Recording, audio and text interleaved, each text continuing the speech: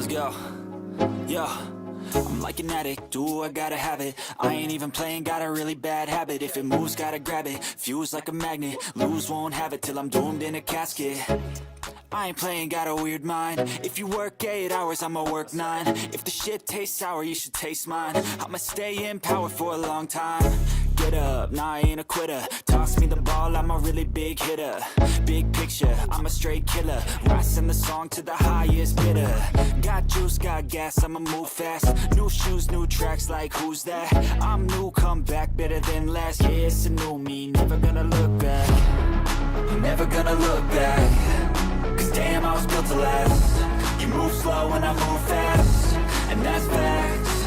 Only I can make a change. Slowly take a step today. I will never be the same. Cause that's what it takes.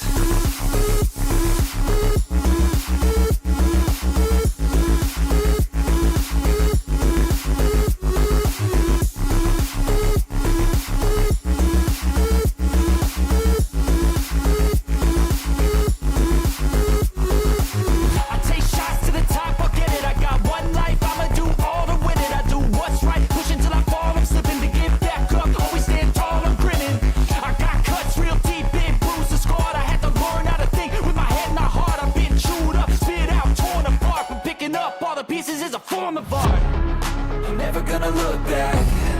Cause damn, I was built to last. You move slow and I move fast, and that's facts. Only I can make a change. Slowly take a step today. I will never be the same. Cause that's what it takes.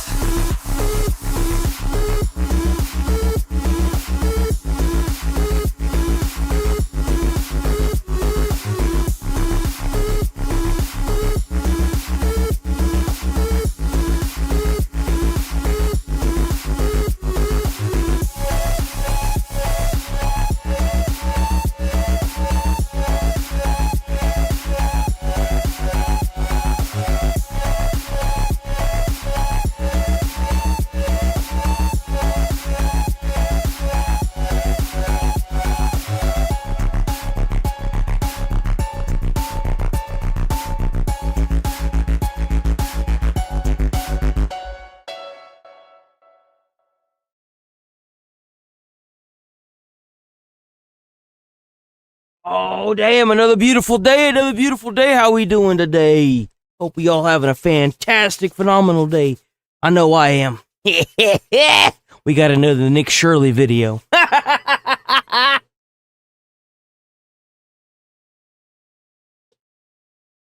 Oh, we also got some more games today. I'm kind of surprised we got games today, guys. Oh, what? It's a game where you could, like, sacrifice people to the, like, sun gods? Oh, let's go! Was built on sacrifice. We raised a city on Lake Texcoco, bent its waters to our will. We prospered, but the gods are merciless. They do not listen. They demand. When captives were gone, we offered our own blood. Then the sun fell. The moon goddess came. Every night. Oh.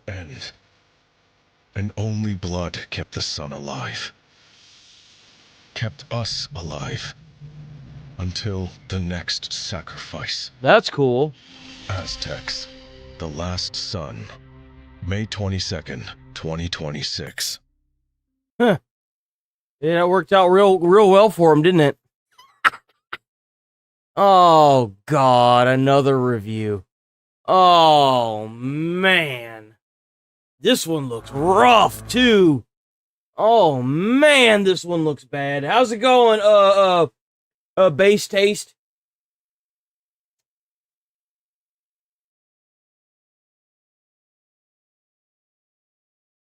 This one looks rough, man. We got Beastie Boy in the chat, Megabytes, Rachel, we got CEO, I saw Darlin up in there, we got Artemis, Dane. Damn, we got the whole shit and caboodle today, guys. Yo, W. What else we got? Oh, Nigel, of course, Nigel.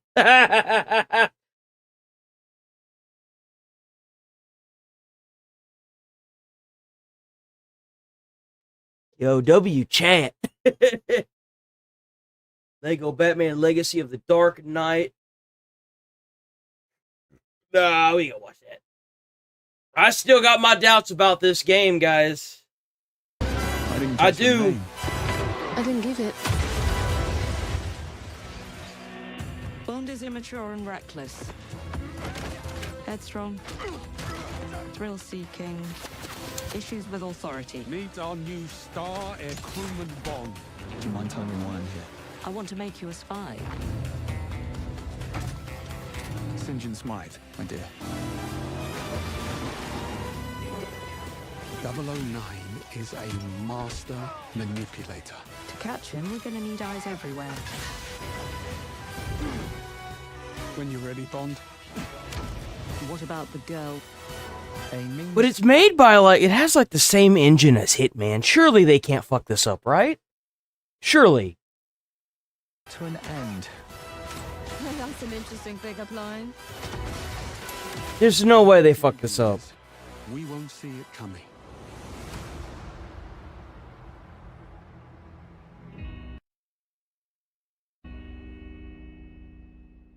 That's sick.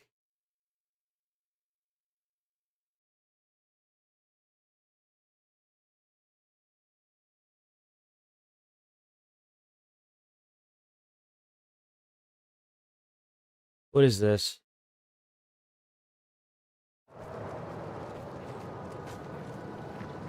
Oh, this is that game that looks like oh god, what's it called? Probably shouldn't watch that. It looks like Mass Effect. It looks just like Mass Effect.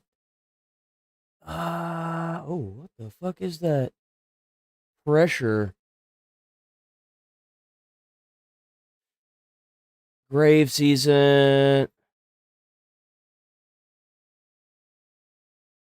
They still adding stuff to Oh no, this is Spelunky. I thought this looked a lot like Super Smash Brothers. Oh god, what is this?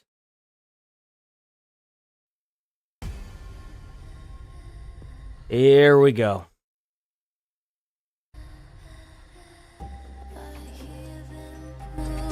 Nope.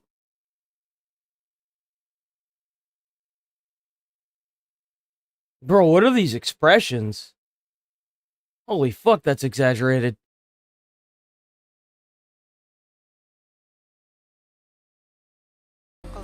If our agent dies in the field, let me be up. Yeah, absolutely clear. Let me be absolutely clear.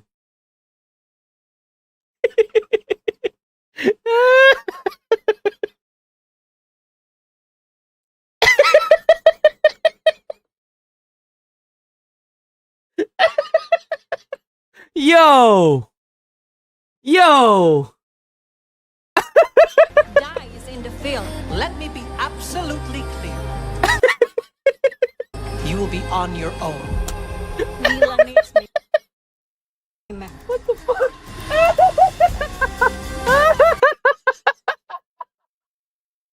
Yo! Oh, man! Yo, it's too early for this shit, man. Well, that's a creepy motherfucker right there. Yeah, let me just close this door. I can't do this. How does it keep getting worse? How does it keep getting worse? Seriously.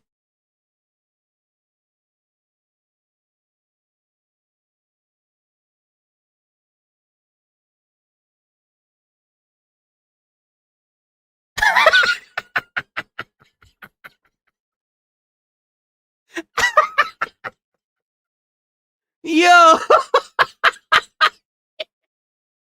I can't watch this. Oh, man. I can't. There's one too many Karens made that, man. The hell is this? The Florist? I'm good, man. Ooh, Vermintide. Hold on, wait a minute. Remake escapes cage. Remake kills slays. Remake ascends. Remake escapes cage. Remake kills slays. Remake ascends. Remake escapes cage. Remake kills slays. Remake ascends. Remake escapes cage. Remake kills slays. Remake ascends. Remake escapes cage. Remake kills slays. Remake ascends. Remake escapes cage. Remake kills slays. Remake ascends. I don't know, guys. I got this distinct feeling this game might be made for me.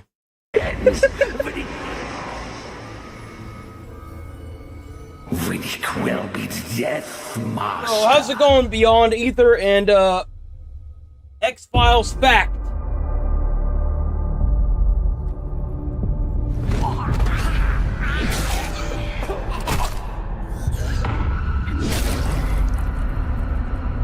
It's 2D though. I would play that. I would play that. Yeah, I think I'd play that.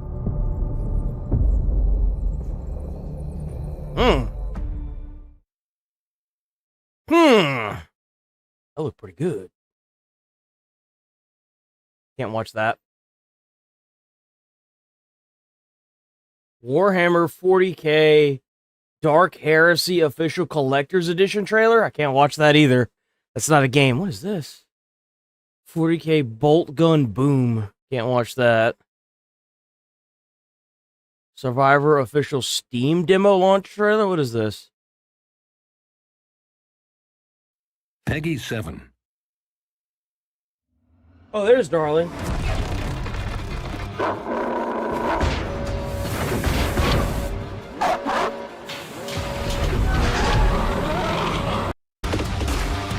This ain't exactly my kind of game, I'm not gonna lie. That ain't exactly my kind of... Ooh, what is this? Damn, Warhammer just, like, dude. Oh, there's a new trailer. Oh, there's a new trailer. Oh, that's loud. In the grim darkness of the far future, there is only war. And on the distant world of Kronis, it reignites once more. A world scarred by ages past, harboring relics of power long forgotten. 4 armies, 1 war. The Space Marines, the Adeptus Mechanicus, the Orcs, the Necrons. Duty, knowledge, brutality, annihilation. The next chapter begins September the 17th. Oh, let's go! War does not end with a single campaign. Over time, the conflict deepens, beginning this fall with Crusade mode, a living campaign. Bro, look at that shit. Holy! Of conquest, where every decision matters, every victory reshapes the battlefield, and every loss echoes across the war. Build your army, dominate the map, command leaders and armies. On Kronis, the war never ends. Then Crusade and Last Stand grow deadlier with the addition of Lord Armnock and Guzzcutter. Forge, play, and share your own battles with the mission editor. Return to Aurelia, homeworld of the Blood Ravens, where ancient relics ignite deadly new conflicts. And finally, the war is reborn. A new campaign, a new force rises. One planet, endless war. Kronis remembers only victory. Oh, let's go. I'm gonna play the shit out of this game. 17th.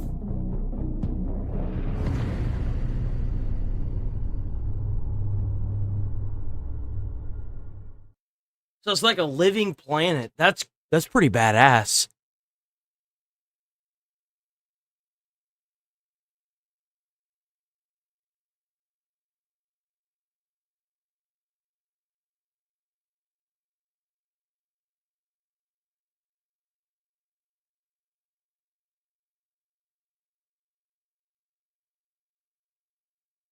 Damn, look at all this Warhammer stuff, man. Holy.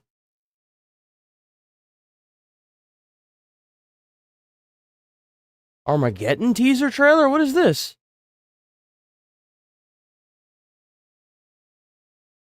We're still on IGN? Yeah, we are.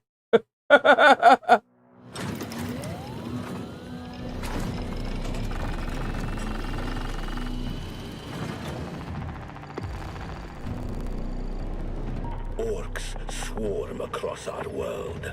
The hives, the regions, the continents are infested. The planet, the entire subsector bleeds.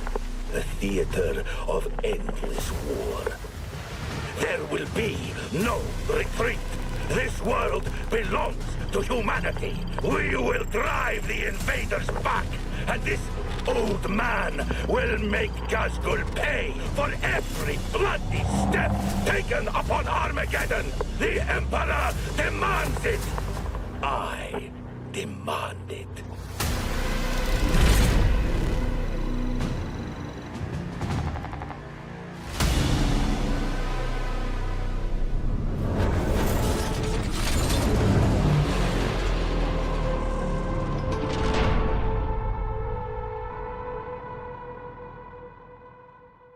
Ooh, boy, let's go. Let's go. It's inching its way closer. Yo, I've been looking forward to that game since it launched. I think it was like later last year. Not since it launched, since they announced it. Official. Ooh, we gonna watch this. We gotta watch this. Damn, dude, like IGN just got a whole bunch of shit.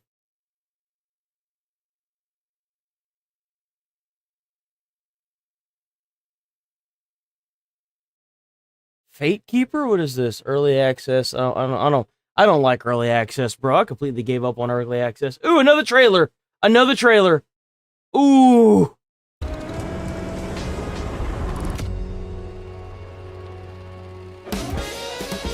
本作「ストレンジャーザンヘブン」は主人公である大東誠、そしてその生涯の友でもある新庄優、この2人の50年間にわたる生涯を描いた作品となります。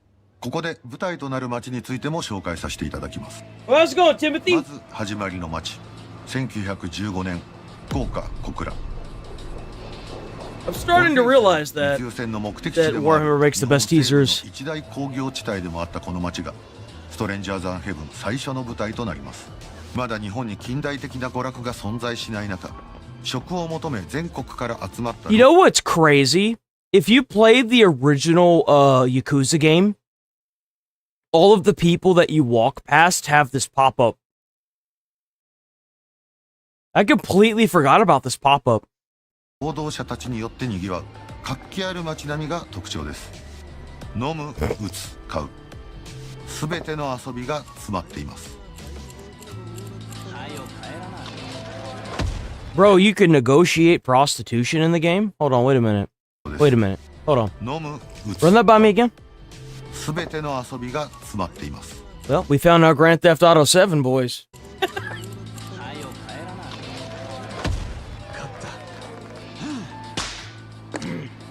Card games in it too. 1929年の広島、呉。造船を中心とした重工業の町であると同時に、さまざまな国の社交場としても機能した異色の街並みが特徴です。 Yo, look at this fucking layout, man. This is nice. 映画などの娯楽も浸透し、日本文化の近代化の訪れが感じられる一方、日本有数の極道組織に牛耳られた背景を持つ町となります。地下水路や高台など高低差のある迷路のような地形も冒険に奥行きを与えます。そして1943年、今も日本有数の歓楽街として知られる大阪の南へと舞台を移します。緊迫する世界情勢の中、海外の文化が深く入り込んだ日本の裏が描かれます。表向きには日本を称えつつ、裏で異国の文化を楽しむ人々、そしてそれを裏で操ろうとするヤクザやマフィアたち。過去の舞台とは様変わりした新しい遊びの数々を体験。 Damn, how many freaking games do they have in this? How many games inside of this game do we have? Oh, is this reshoot it? Yep. その後舞台は1951年、日本有数の観光地でもある静岡熱海。 Oh, that's pretty, bro. What? Get the fuck out of here, man. This is awesome. Holy shit, this is awesome. It's a little bit, I'm not gonna lie, it's a little boxy. I'm not gonna sugarcoat it. But man, this looks good. 65年の東京新宿カムロ町へと Kamurocho! に伴って移っていくことになる。 It's like a staple in the Yakuza franchise. そこには大きなストーリー上の秘密がありますので、また別の機会に遊びの要素などをお伝えできればと思います。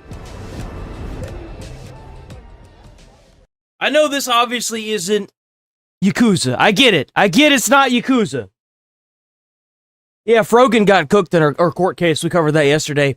Got absolutely decimated because she didn't show up to court. She's an idiot. Oh, what's this? Man, there's so many fucking trailers today. What happened, IGN? Oh, this looks... We thought we were their cool. salvation. But we just joined them in the grave.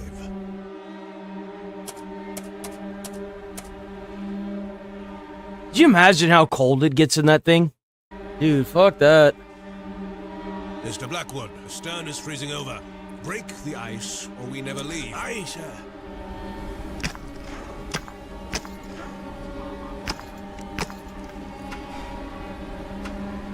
I must offer them hope, even if it is a lie.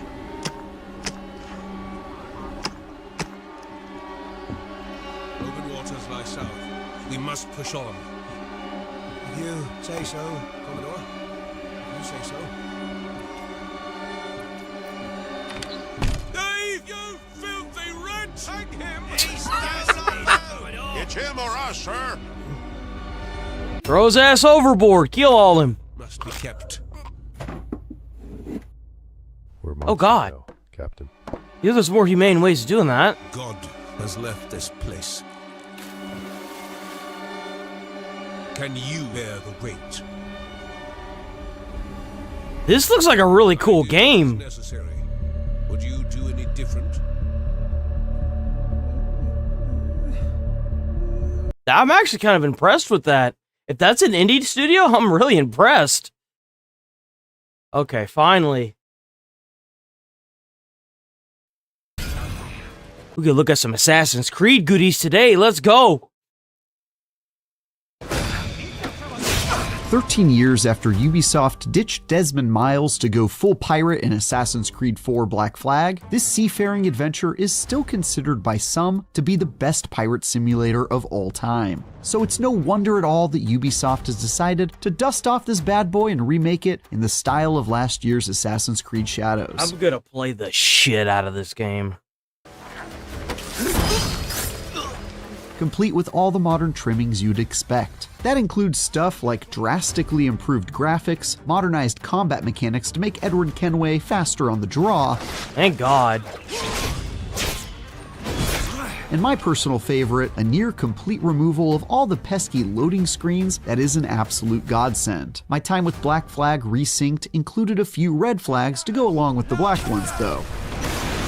Like how some of the modernizations involved removing aspects of the original, it seemed like maybe they'd be best left as they were. But on the whole, it's pretty hard to be mad about this gorgeous second voyage of one of the best Assassin's Creed games.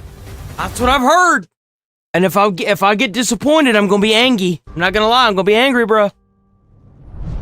Many of Black Flag Resynced's best parts come courtesy of the Ubisoft Anvil engine, last seen in AC God, Shadow. that is beautiful. Holy shit. Oh man, that's not even comparable.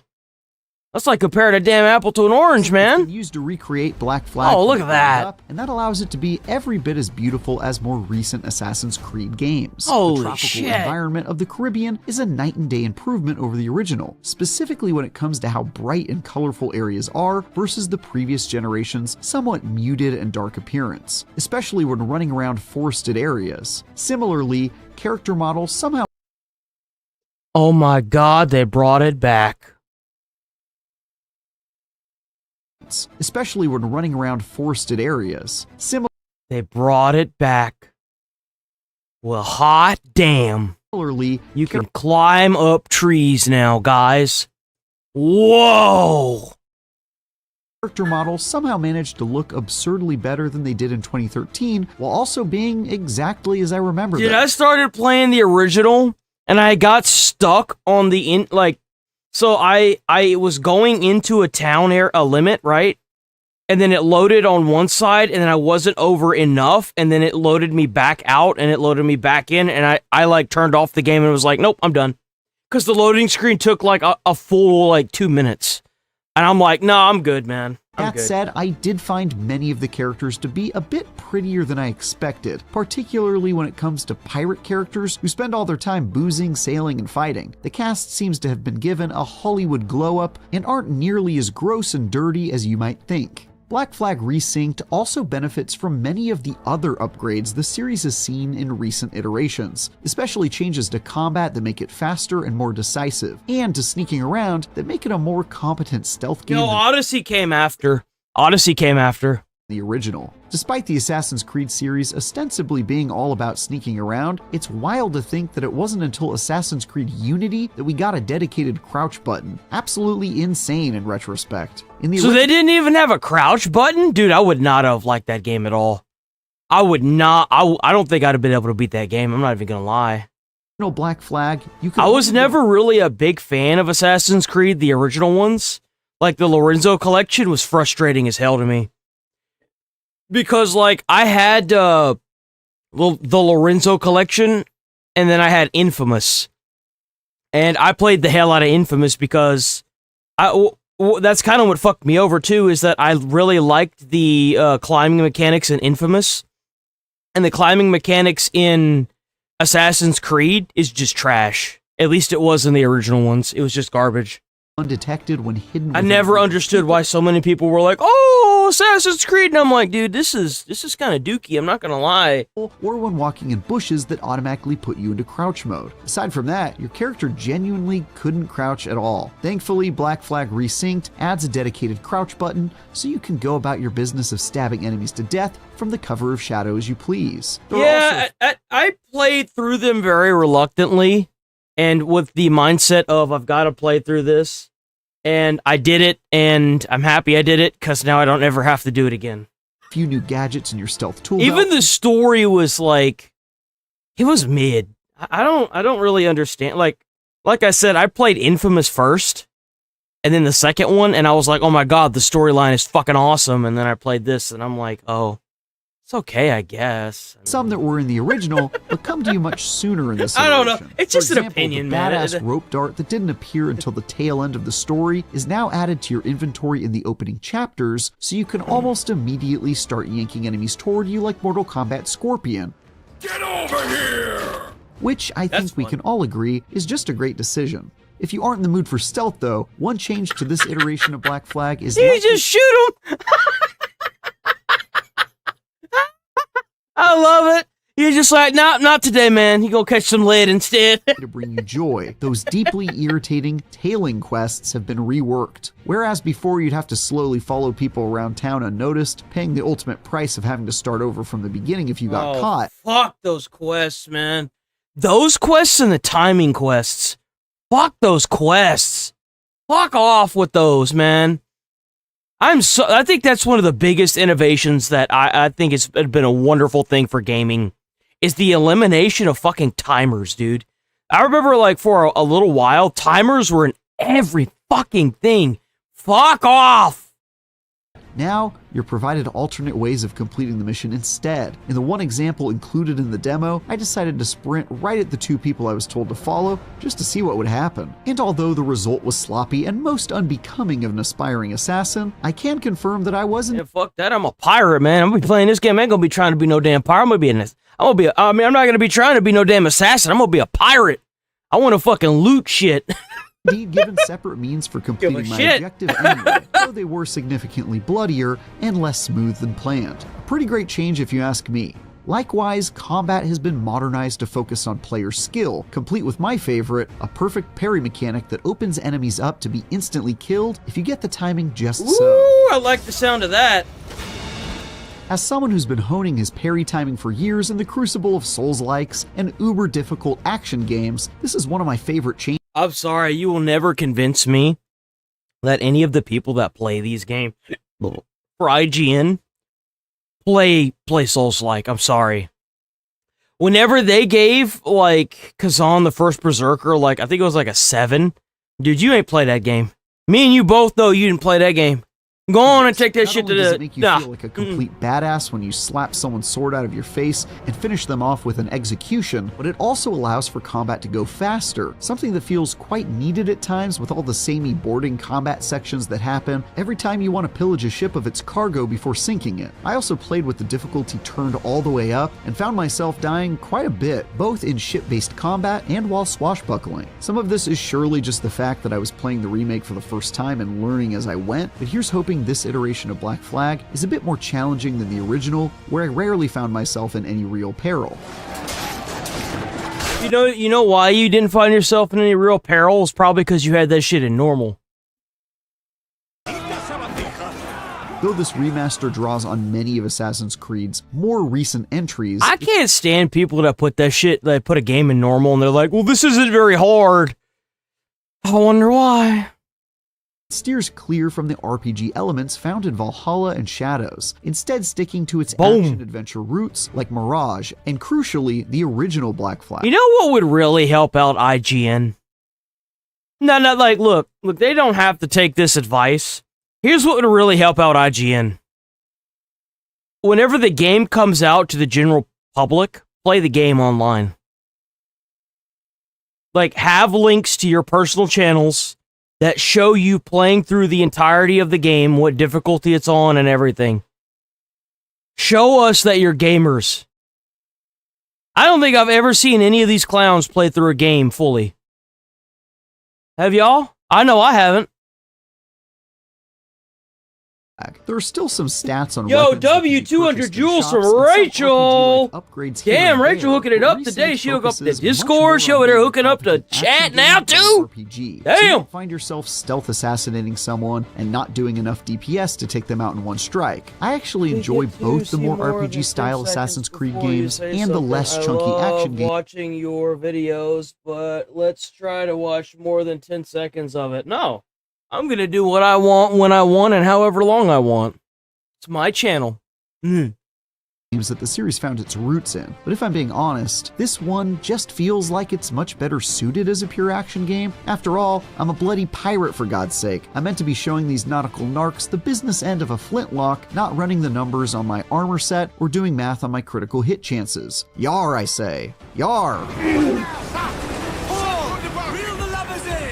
Some of the streamlining of Black Flag to resyncs action has led to some peculiar choices though, like how you can no longer pick up weapons of slain foes to use in combat. In the original, if you downed a big guy... That shit's fucking annoying. Nobody wants to deal with that shit. I hate games where you have to pick up weapons to slay other enemies. That shit just gets annoying because there's just shit all over the ground. I don't like that. A two-handed axe, you could then pick it up and use it to mop up the rest of the scallywags in your path. For whatever reason, that was removed in the demo I played. Thank God. Possibly to simplify things and keep the action moving along without having to clumsily retrieve a weapon from the ground in the heat of battle. I can certainly see the logic in that choice, but honestly, I kind of missed being able to have that kind of freedom, and it felt to me like one of those wholly unnecessary changes that could have just as well been left as it was. Then again, this feature hasn't been a part of the series in quite some time now, so maybe it's just one of these things that no longer fits in with the Anvil engine. It was most likely a for the time thing. Like, just like the timer, a lot of games also had like that mechanic where you pick stuff up and got the big gun now that you're walking around and you got to shoot things. It was always just so bulky and annoying. Living my time with Black Flag was largely awesome. One surprising revelation is that the entirety of the present-day storyline has been removed from this version. Thank fucking God. Yo, even whenever I played Odyssey, I hated it whenever I would get pulled out of the action to play the fucking scenes like this. I fucking hated it. I hate it so much. I fucking hated it. I would always get so aggro whenever I'd get pulled out of Odyssey to play these scenes. It was the same thing with the Lorenzo collection. I'd be doing something and then I just get pulled out and I'm like, fuck! Someone who misses when the Assassin's Creed series actually tried to tell a story within its sci-fi world, it's a bit of a bummer to see them follow in Assassin's Creed. Shut the hell up, IGN. No one cares, man. I have been bitching and complaining about them removing this shit for years. I'm so happy they did. Shadows' footsteps of giving up on that aspect of the series entirely. It's Thank especially God. odd if, like me, you have the twist ending at the end of the original Black Flag burned into your memory. I'm honestly very curious how this remake will be able to cut around that aspect of the story entirely, and worry the story might feel a bit awkward in doing so. That said, the historical story and pirate gameplay is quite obviously Black Flag's strength, so maybe it won't be any big loss not having it around, even if it does feel a bit strange. Perhaps as a way of making up for the lack of a present-day story, Resynced interestingly adds content to Kenway's story that wasn't in the original, some of which I played. This includes whole story sections that focus on Blackbeard and Stead Bonnet, who were only briefly involved in the original version of Black Flag, if memory serves. There are also new party members. Oh, joy. What fun we're gonna have doing these side quests, huh? Pick this thing up and carry it over here. Pick that thing up and carry it over there. Just like being fucking married, man. Come on! What are these side quests? Join your pirate crew, complete with quests to indoctrinate them into your privateering operations. One such quest involved breaking a shipwright out of jail and persuading her to join my team by agreeing to help her with a personal matter down the road. Her name is Lucy, and she's pretty much a complete badass. I think she'll fit in with Kenway and... Oh, if she's such a badass, why is she carrying the pot? Hold on, wait a minute. Just fine. After a handful of hours playing this remake of one of the best Assassin's Creed games... Oh, damn, 440 joules. Damn! W Rachel. Holy shit. Unk alert. Hey, hold on, wait a minute. Playing through it in its Hold on, let's calm down. Comes out Hold the hell on. Let's calm down a bit. Hold on. Later this year. What do you think? Will you give Black Flag a return? Damn, trip? Rachel, Let us know in the hooking it comments. up. For more, check out our recent previews of 007 First Light and Nina the Hollower. And for everything else, keep plundering the goods with IGN. WIGN, I gotta get. I'm gonna link this one in chat. That was actually pretty good. Compared to some of the dumb shit they've been saying, I think this was pretty good. This was pretty good. Y'all know what time of the week it is, right, guys? Unfortunately, I won't be able to do TCAP, but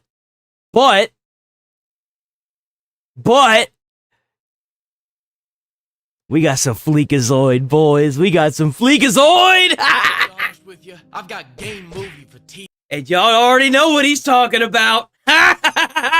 Year after year, we've got these game movie writers churning out some game... Fucking hate these game movies, bro! ...movie slop, and I'm sick of it. First, they came for the AAA slop. Dude, they still got it. They still have the AAA slop. They took Kratos away from us, man. They pussified him.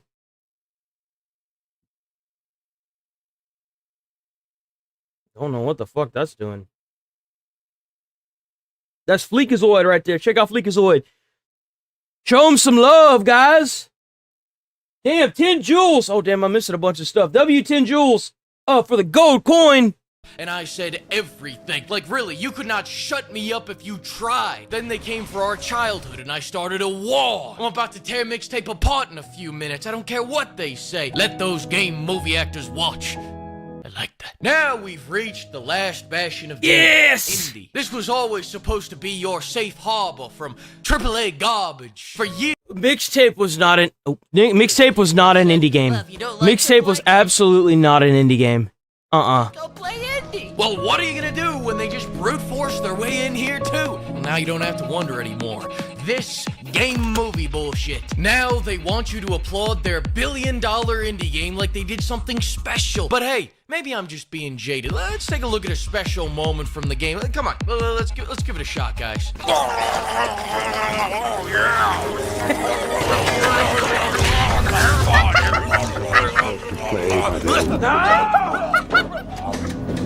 Oh my god! Jesus! That's it! No more shots for you! I gotta take as many shots as I give! My liver can't take it anymore! Which reminds me, have you ever seen a MILF shake? Well, you can at the link below. This was the only safe for work product. Be sure to use code PIMP to get 10% off. Seriously, I don't know how many more of these game movies I can take. At this point, it's not like anyone even takes IG. Yo, I'm so happy that people are talking about this, dude. I played and beat Mouse PI for Hire. I fucking love that game. I love Mouse PI for Hire. Oh my god, I thoroughly enjoyed that game. At this point, it's not like anyone even takes IGN seriously anymore, but they've got enough money to annoy me on a daily basis. Some random freelance writer slaps a 10 out of 10 on this, now I gotta talk about it. So let's talk about it. Mixtape is a game that's supposed to be indie, you know, despite the fact that they've spent more on licensed music than most games ever make, because, you know, with such generous licensing fees in the industry right now, every scrappy solo dev should be able to pay 400 grand per song, right? And how can we forget about that indie charm of sending out expensive merch to all the reviewers and content creators? What, you think putting a gold bar in a goodie bag is a bribe? Well, it is. But they didn't do that. And legally, I need to make this And that's one of the reasons why I'll never fucking do it. Chick's billionaire father. I can't afford a lawyer. Yep. I'm a butler on a budget. You think they can't be an indie dev because their father is a billionaire? Listen, just because they've got a team of 30 people. One of the 5th richest men in the world is this guy, the daughter. She's the daughter of the 5th richest man in the world. Of dollars backing them, that doesn't mean they can't be a scrappy indie too. Curb your prejudice. You people can't stand Let's go here, Billy. A young billionaire making their way out of the streets of their gated community. A billionaire that has more than nothing to work with. All the support money can buy. You don't know how hard it is to have this little to struggle with. We started from the top, now we're here.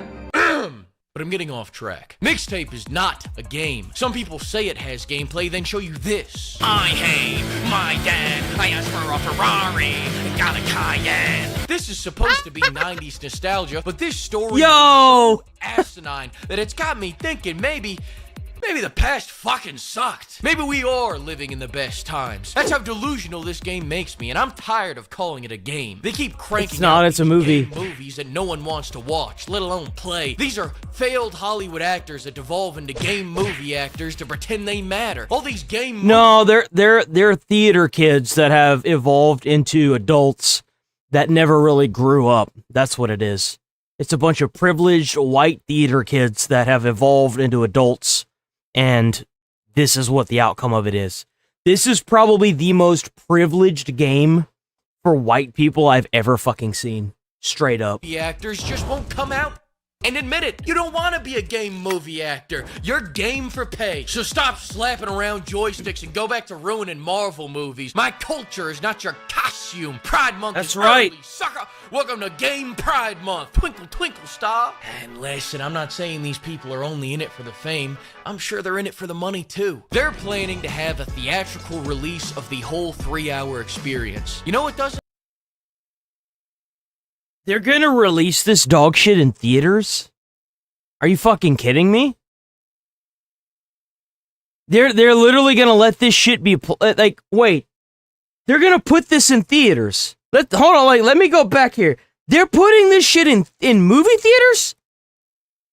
Who the fuck would watch this? Have that?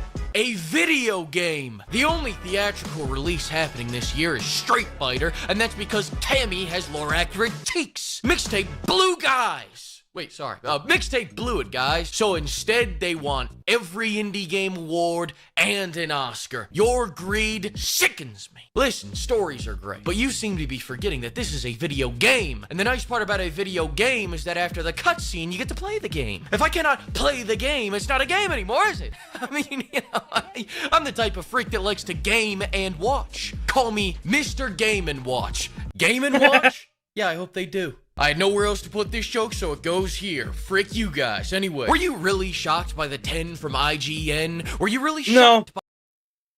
No, I had to click off of it because if not, I was going to break something, but I wasn't surprised. By that rhyme I rhymed. I kid you not, I had to click off of that. I was gonna throw something. Movie for failures from the 90s that still blame their parents for being born. The last indie game they played was Cuphead, and they couldn't even beat the tutorial. They're still butthurt from that, so anything with gameplay is gonna get a lower score. Remember when they gave Crimson Desert a 6 out of 10 because they had to think? Look, we all... No, they had to play the game. You see, that's the reason why. Let's be honest here. They gave it a 6 out of 10 because they had to play the game. You see, with Mixtape, they didn't have to do anything. Literally. They literally didn't have to do a damn thing. Critical thinking isn't their strong suit, and sure, people accuse them of using AI. But you gotta cut them some slack. They can't even spell AI. Anymore, the lower the score, the better the... Yo, they gave... Really? They gave Stellar Blade a 7? Eat a dick. Crimson Desert a 6? Lollipop Chainsaw, dude. That was such a fucking crazy game. I never got to play it. I was never able to get my hands on it to play it when it originally came out. A 9, a 10. Dude, get the fuck out of here. And before people say it, I don't want Mixtape to fail. I hope they win every trophy at the Game Awards. That way they can... probably will. Knowing the development space and the way it is right now, they probably will. Melt them down and recoup their dev costs. Fortunately, these awards are only metaphorically worthless, especially when you see how Expedition 33 stole every indie game award despite having a shoestring $10 million budget, large experienced team of developers, and complete support of every gaming journo in the industry. With an ivory tower like that, poor Pizza Tower never stood a chance. That's what right. It also had going against it is that it didn't even come out in the same year as this. Who wrote this script? Damn, I did. What even is an indie game anymore? When I think of an indie game budget, I think of $100. That's right. I mean, like, as long as your dad is one of the 3rd richest men in the world, and you decide to make the game, but you use daddy's money, it's still an indie game. Apparently. Failed Kickstarter. Not unlimited money from your billion-dollar daddy. Seriously. Mixtape is the billionaire's equivalent of giving an iPad to your daughter so she'll leave you the hell alone. All these companies heard we like indie games and are trying to dress up like scrappy upstarts. Can't wait to play 2026's And that's exactly what they're fucking doing. You have all these companies coming out now, are these independent, these individual gaming developers that are claiming to be indie, that are getting budgets that are like literal AAA budgets. Like, at where is the rules and regulations for the whole, this is indie, this is not? Like, if you get your funding on a Kickstarter by Jeff Bezos, sending you like $3 million, is that really an indie game at that point? I mean, let's be honest here. Game of the year, Call of Duty 27. And I know I gave Mixtape the business, but I really love this game and can't wait to play it over and over again for the rest of my life. In fact, I rented out a whole theater so I could enjoy it fully myself. This fucking game. Who the greenlit this? And I told you that picture. I gotta double check. Fuck. Oh shit, we're still rolling? Thanks to the flock of pimps, the pimps have spoken. You're about to witness the biggest budgets that have ever graced the front of a shaker cup. Dropping May 28th, so the countdown starts today. Yo, W fucking Fleekazoid, man. Bro always has bangers. Oh, fuck, here we go. Let me go on and watch this, I guess. To the magic door with less than 10 seconds left. A couple of last-second run-ins with the guards that populate the Constable Guild Hall took time we didn't have, but we managed to escape. Must have been the wind. Our contract completed, our mission objective fulfilled. I can't watch this, dude. Man, give the goddamn review. Shut the fuck up with the theater kid-ass bullshit and fucking give the review. Our pockets loaded down with the ill-gotten gains we liberated from the cops. Not a bad day's work. And got it. Moments like this are when Thick as Thieves sings. Sneaking out of a tough situation, figuring out a new way to get to where you need to be. A last-second... Oh my god, it's interesting to see it.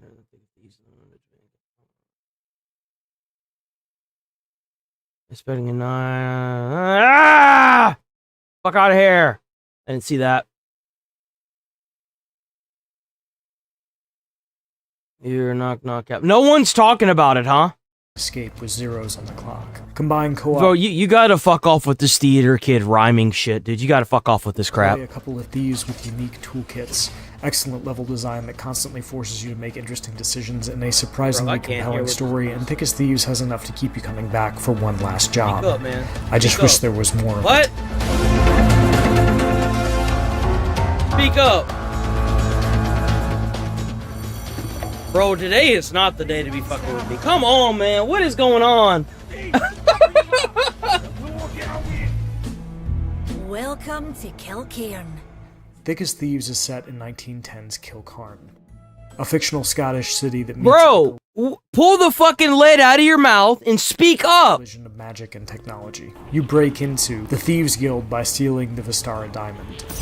Got it. But the diamond ain't just a big shiny rock on a stick. They say you can see traps and treasures with it. It reveals nearby guards, hidden traps, and even treasures, and wilder stuff like hidden magic doors where the really good loot is kept. Uncovering the nature of the diamond means uncovering the history of the city itself and a prominent family who lived there, and pretty soon what started as a simple heist becomes a small part of a much bigger story that took me about 12 hours to tie the knot on. Thick as Thieves setup, get in, get what you came for, get out, means there isn't a lot of what you'd consider a traditional story.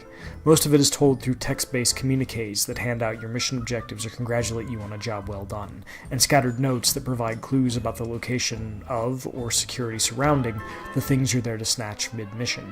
What's here is compelling, but you kind of have to look for it, and a good chunk of it is especially easy to miss if you're playing co-op. Bro, it's a puzzle game. Yeah, you're gonna have to look for clues, dipshit. What do you mean? What the hell are these guys comparing these games to? Like, for real? Which you absolutely should be if you have a friend who wants to get grabbed.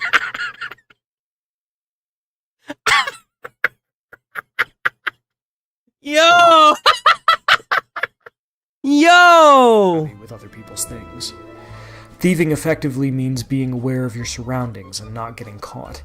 So if you've ever played a stealth No game, shit, I had no idea. Wow! You use your critical thinking skills to come to that conclusion? You'll be right at home here. Crouching under tripwires, avoiding pressure plates, turning off rotating turrets, and avoiding magic eyes are the name of the game. Most of the time, How's it going, Syndicate Leader? moving slowly as you snuff out candles, turn off lamps, and try to make as little noise as possible. The actual thieving comes in the form of a cute little minigame to pick locks, in order to open doors or snag treasures secured in display cases. Love the sound of a fresh lock. Pretty.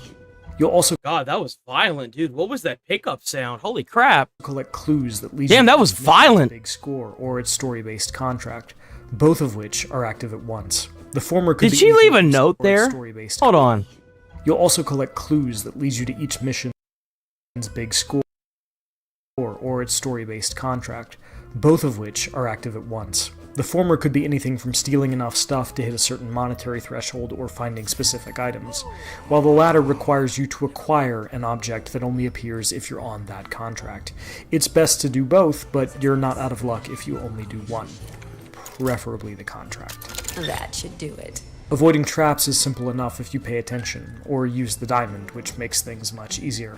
But the guards themselves are another thing entirely. Their patterns are predictable, but they're alert to most sounds, and even catching a glimpse of you will cause them to investigate. You're a thief, not a fighter.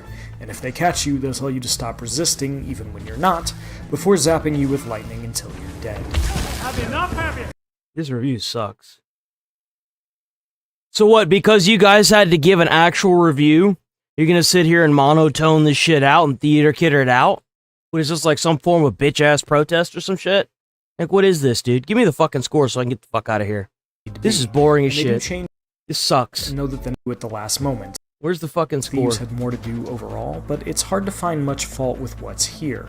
Its thieves come with cool toys, its 2 levels are gorgeous and expansive, and there's a particular joy in playing cooperatively. Even the story is pretty cool, if you can get past hell, haunts. And when it all comes together and you pull off the perfect heist at the last second, it's pretty rad. Now, if you'll excuse me, my partner and I need to go back to Elway Manor. Those rich people aren't gonna rob themselves. 7. So yeah, the comment was right. I don't even know what to say about this fucking review, man. Like, it's kind of weird, because it kind of seems like what they're doing is after they release, and this isn't the only time I've heard this reviewer. The last time he did this review, it was roughly the same kind of, like, review, where he did the whole theater kid rhyming bullshit. I think he did it for Ghost of Yotwai or whatever. It's almost like a form of protest, it feels like. I hope IGN's ready to go back to McDonald's, man. I do. What is this? What is this?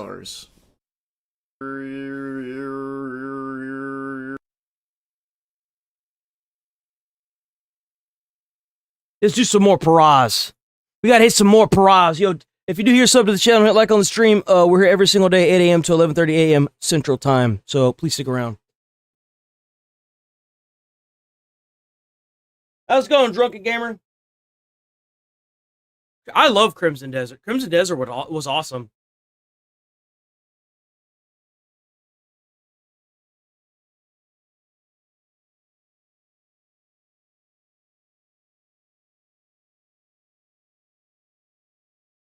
Let's do this one. I can't believe it's already Friday, man. This is the deadliest snake in the world. Introducing the inland taipan, and being the deadliest venom noodle in the world, I will see this give one you already? exactly one guess as to where it's found. Australia? It's Australia, of course it's fucking Australia. Be so serious here. Where the else did you think you were going to find it? Canada? More specifically, as the name suggests, the taipan is found inland in the outback. Luckily, Silly ad. far from civilization, because this homicidal hospital hose is the definition of size doesn't matter. Because despite having extremely small fangs for a venomous snake, coming in at only 6.2 millimeters, the taipan is here to show you that you absolutely can feel less than an inch, because those fangs contain the statistically deadliest snake venom on the fucking planet. Holy shit. That's a feisty little fucker. God damn, are you kidding me? Yeah, taipan venom is a pina colada of pain. Bro, what the hell you need that much venom to kill a rat for? Like, holy Containing, crap. but not limited to, hemotoxins to cause blood clots, myotoxins for paralysis and necrosis, nephrotoxins to shut down your kidneys, and 3 different kinds of neurotoxin. So this little fucker's got like a literal cocktail of venom. What the shit? Needless to say, if it bites you, you will get a headache, vomit up the entire contents of your stomach, collapse to the ground in agonizing pain, and then your heart and lungs will stop, sending you to meet God in under 15 minutes. Holy shit, that is what we like to call a death noodle. Holy fuck, dude, you run into one of those and you're cooked. Oh my god, are you kidding me? In 15 minutes, you're just dead. Jesus. And that venom is so fucking potent that one bite contains enough toxin to do that to 100 people. Well, I know there's one place in the world my ass is never going. But the funniest part of this snake's venom, Let me guess, is there no anti-venom? is that in the wild, they only hunt rats and fucking mice.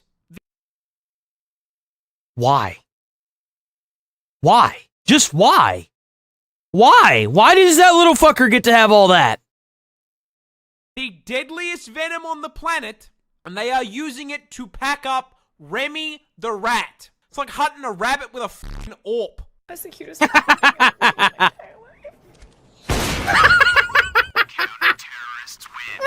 This is the deadly. Oh my god, dude. Alright, one more. Let's do the octopus. This adorable little octopus is also the world's deadliest. Introducing the blue-ringed octopus, a species of cephalopod native to Australia, and in a shock to precisely 0 people at this point, it's venomous. Because of course it's f***ing venomous. Why wouldn't it be venomous? That'd make my life way too f***ing easy. Well, yeah, but like, it's not like it can do anything, right? I mean, like, When was the last time you've heard of like an octopus biting a person? To its credit, unlike most of the toxic bull in this hellscape I How call often do home, octopus they at least bite have the people? common decency to be coloured like a fucking neon sign. However, Extremely it rare. loses this credit by being the octopus equivalent of a fucking hobbit, coming in smaller than a 50-cent coin. And this is a problem, because it is the most venomous octopus in the world. That's right, this fluoro spaghetti ball is packed to the brim with neurotoxin. More specifically... Of course it is. Now, what is it with Australian neurotoxin? It seems like if you're not getting pumped with a cocktail from one bite of like an inch fang, you're getting like paralyzed from the head down. Like what's going on here? Tetrodotoxin. You know, Tetrodotoxin. the same that turns cooking a puff fish into a quick time event. Yeah, these little guys are packing it too. However, because it is Australian, the blue-ringed octopus is on violent timing and is the only animal in the world to use this as an offensive measure by way of a venomous bite. But what does the venom actually do? Well, imagine you're wading through the rock pools with the homies, and you accidentally disturb this little gentleman's residence. The blue ring, taking the American approach to home defense, suctions onto your leg and bites you. Best part, it's completely painless. So if you're distracted by... No fucking way. No fucking way. Are you fucking kidding me? It's painless? Bro. By how thick your mate's looking in those Speedos, you aren't going to feel shit. That is, until your face starts tingling like TV static. It's warm out here under the sun, but you weren't sweating like this 5 minutes ago, and now you got a headache. You start to feel sick, weak. You go to call out, but your voice comes out slurred like you just knocked back a bottle of vodka. 2 shots of vodka. And then suddenly, your legs come out from under you, and you hit the beach. Fun fact about tetrodotoxin. It's a paralytic. Freezes up your muscles one by one, starting with your arms and legs, which is why you're kissing the sand. You know what else is a muscle? Your diaphragm, the muscle that controls your breathing. And yeah, turns those bad boys off too. And so, your chest stops rising and falling, and you suffocate to death right there on the beach. Now, you may be wondering, Alright, so I'm never going to fucking Australia. how come no one called an ambulance? Let me guess. Easy. They didn't have time to. You went up to meet your ancestors in under 20 minutes. Damn, bro. What is it with Australia? Holy shit. Everything down there trying to kill you. It is actually silly ad. Holy crap. I ordered your ass with same-day shipping, and this little delivered. Employee of the month. Jesus, man. What do we want to do here? 910? What is this? I slid the brown note in there, so if you've caked your trousers, you're welcome. Welcome to the funeral for Destiny. Oh, here we go. This is talking about Destiny, like the game. 2. It has just been announced by Bungie that active development is coming to a close, which means we've reached the end of the journey with Destiny 2. That's right. They had to launch Marathon so that way they could kill Destiny and Marathon at the same time. Which I know might not come as a huge shock to a large number of people. Well, that's what happens whenever you built the entire game around FOMO, the fear of missing out. When you build your game and your entire franchise of that game around trying to keep people playing, otherwise they miss out, well, whenever people start dropping like flies because they have this thing called a fucking life, and they can no longer do that, well, they're going to be very demoralized, and they're not going to want to play the game anymore. So kind of on the wall over the last many months, unfortunately, but for me personally, it's still sad to see. I have always said that Destiny has had the most potential out of any FPS we've ever seen.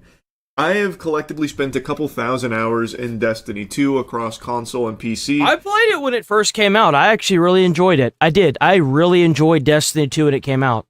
I must have put about that much into Destiny 2 whenever it first came out. But I really didn't like where the direction of Destiny 2 was going. And some of my most memorable gaming moments in general come from doing raids with my friends in this game. It is some of the best content you can find, and we always made a tradition out of trying to day one complete the new raid in Destiny 2 when we were blessed with them. So I really did love this game, and I always kept my fingers crossed, praying, salivating that they would start to reach the potential that so many of us knew that it had in the tank. No, they went the complete opposite.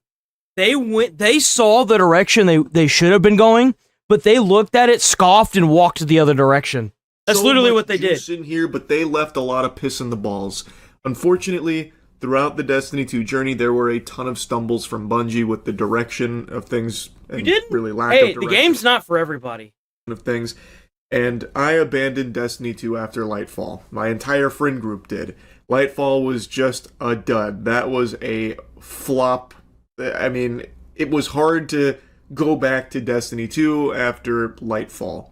So I never even got to experience the final shape, which was really the climax to all of it. Even though I heard it was very good, which is nice, they kept going after the final shape. And as they continued to kind of scrape the bottom of the barrel, they kept hemorrhaging players.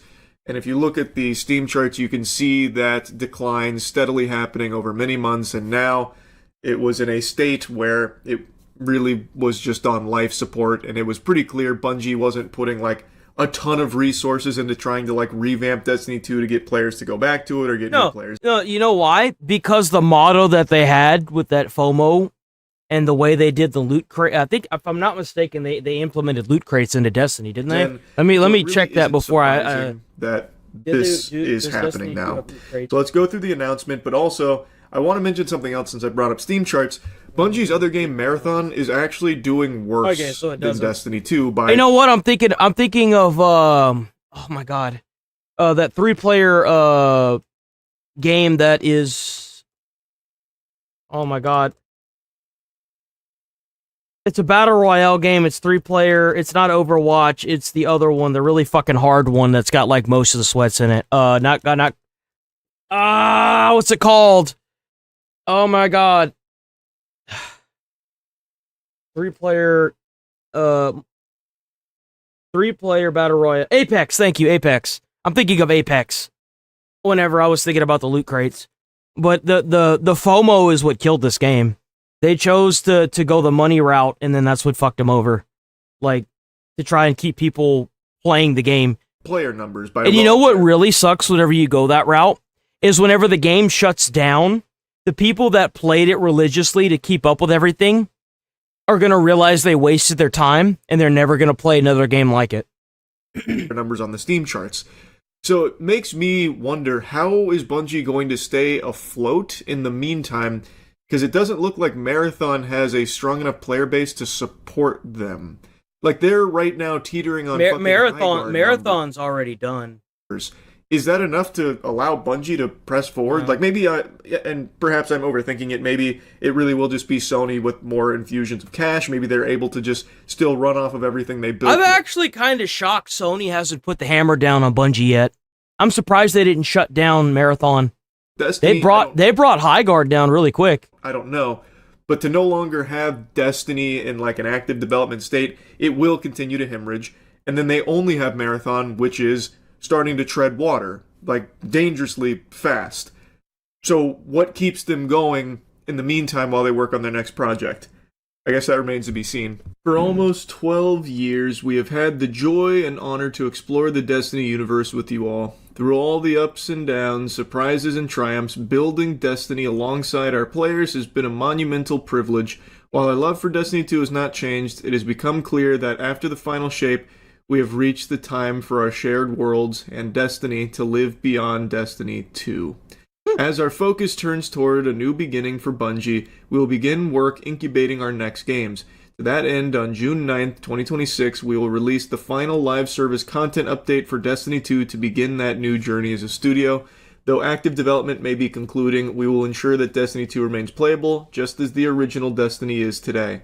Many changes in this final update will aim to ensure that Destiny 2 is a welcoming place for players to return to.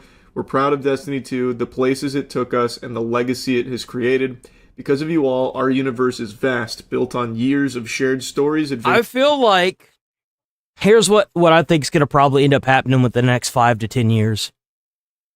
There are going to be laws that are going to prohibit any form of gambling in games, kind of like what's going on with the lawsuit in New York with Steam and counter counterterrorism? Fuck, I can't remember the name of that game. The CS:GO.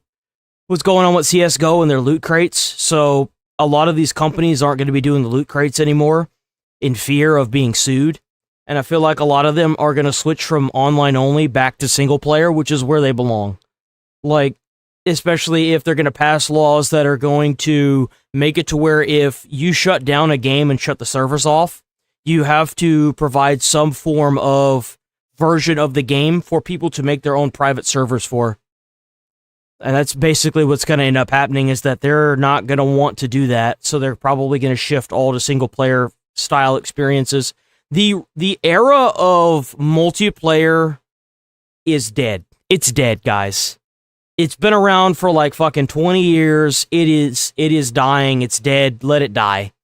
Stop making multiplayer-only games. People don't want to play them because they feel like they're wasting their time. And the thing is y'all can't make them worth a shit anyway. So stop doing it. Just stop doing it. Seriously.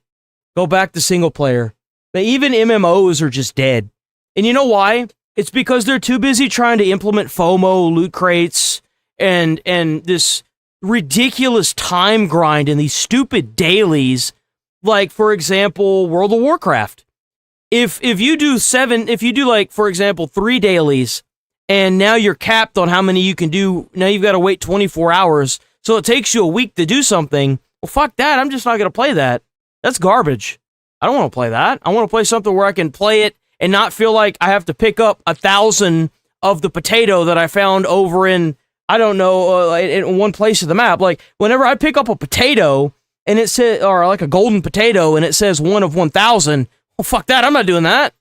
Like, the thing is like, they have to keep people playing, but in order to keep people playing, they have to make the grind so fucking ridiculous that you're playing it for a month just to get the one item that you want. Nobody wants to play a game like that. It's fucking annoying. It's just time consuming for no real reason. And a lot of people have just gotten fucked over by these multiplayer games now to where they're just not going to do it again. Like, maybe someone did it for Destiny 2, or someone did it for Destiny, or High Guard, or, oh God forbid, Concord, Overwatch, and they realize that all those nice cosmetics that they spent all that money on it's not gonna move over.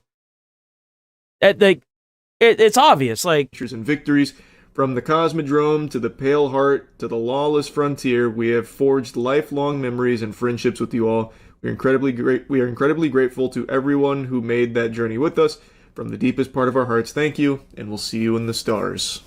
A pretty nice send-off message, to be honest, and they're dropping a final content update to it in order to try and leave it on a high note, which I think is commendable. I also appreciate that they are going to keep it in a state where it is playable. That's extremely nice, especially when so many other games... I'm shocked. ...just close their doors when they're done with active development. So it's it won't stay like that for long. I guarantee you what's going to end up happening is eventually they're just going to shut up shop like all the old Call of Duty servers. I mean, you all remember like the old multiplayer maps. They just recently, within the past 2 years, brought those back. Like World at War, Black Ops, they just recently brought those back. So like, put resources into ensuring that players can always still go back to Destiny and experience it. But speaking of that, one thing you can't do in Destiny, and one thing they made a habit out of doing that I was very vocally against, is the rabid sunsetting of content. For example, you actually cannot play the original Destiny 2 campaign anymore, Red War. That's been gone for a long time. Really? So, when Destiny 2 launched, the campaign that you played, that I played when it first came out, has been... I didn't know that. ...accessible for many moons now. And there's plenty of other examples of content that has been sunset that you can't access as a player anymore. So a lot of like the shared stories and shared experiences that are mentioned here in Destiny are all... That's kind of fucking crazy. So what the hell is the game even now? Like... I didn't even think of that. Yeah, it had a single player. I remember whenever you first get in, you like boot up and you get this the little cube thing or whatever that flies around. Like, what the fuck? Why would they get rid of that? Just fucking relics of the past. They're already extinct. You can only see them in YouTube videos or when you close your eyes and have a wet dream. Which is just something I've always felt is sad when it comes to Destiny 2, because there's a lot of content that you played and maybe really liked that they eventually just poof out. But the biggest, saddest part of all of it is just, again, how much potential was left on the table with Destiny. But that seems to be the go-to. That seems to be the trending theme here with all these developers, man. Honestly, it's just sad to see.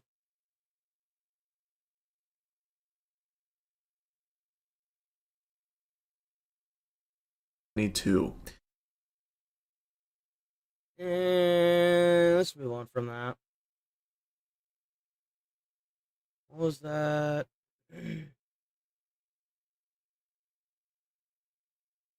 There we go. So Nina Lynn is added again. We're going to move that Nick Shirley video back just a little bit. We'll do this video tomorrow. Move that. I move that. Okay, there we go. Actually, we'll do that at 10. Okay, so Nina Lynn's back into the fire of everything. So she first had to deal with the fact that a lot of men were coming forward and saying that they're claiming that she was SAing them. And then to boot, they did a stream where she was literally doing that. And afterwards, the guy was crying. From what I understand, nothing like happened. But like, you know, they were throwing him on the bed and they were doing some crazy shit.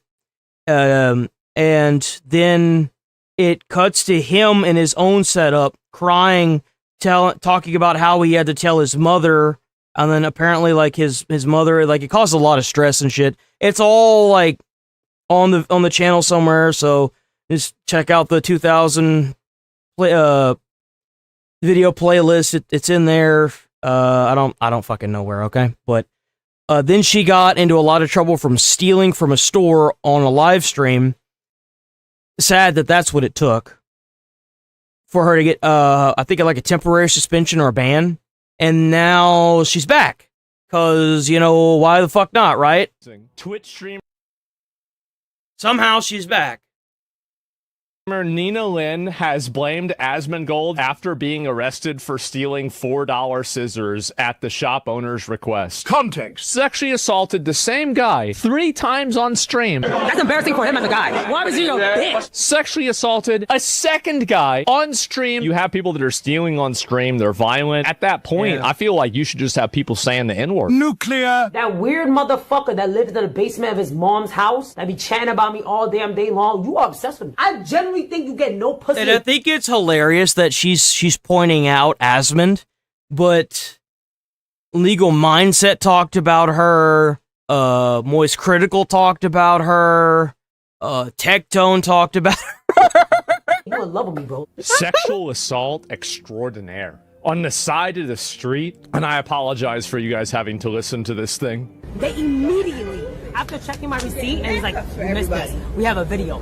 Yeah. They show me the fucking video? Yeah. The alleged video that they're talking about. You know when you turn everything around and you show the barcode and you lay it out? Like you're in a... You stole the scissors. Do you remember whenever I was saying people that do content like this, there is an escalation trap that eventually leads them to law enforcement? Manifested this like a motherfucker, man. I show every barcode. I'm going, boop, boop, boop. Well, apparently not. Very clearly, if you got arrested and you spent the night in jail over a $4 thing of scissors. Maybe it wasn't Asmund that got you arrested. Maybe it was the fact that whoever the shop owner is kind of keeps up with, you know, what were current events, and they know you, and they were specifically eyeballing you because you've got a history of stealing shit on stream. with the red barcode scanning thing. Boom, boom, boom, This boom, is boom, so boom, boom. embarrassing. This is. Buddy, I missed one. I literally by accident went like this, and I went boom, boom, boom, and I looked at a screen to check something, and I went boom, boom, boom. Here is the funny thing about this. You don't go to jail for stealing a $4 pair of scissors, but you do if the accumulated value of things that you have stolen over time goes over a certain threshold that puts you into a different category of theft. Yep. So this might have been the scissors that broke the camel's back. Oh my god. Oh my god. Yo, no bullshit. Like, no bullshit. Like, I have never been wronged in that way. I was like, are you serious? Wronged. I mean, I don't know about that. Never been wronged in that way? Officer, are you seeing what I'm seeing? And he's like, it was an honest mistake, but the guy wants you in the precinct. I'm like, what? Who's the guy? Dude, he has to be a viewer, right? He goes, the guy in the store. I'm like, the guy in the store want me in the precinct? Yo, what a great way to, like, sell your merchandise. Be like the store that put Nina Lynn in jail for 24 hours. He's like, yeah, we just bring you back.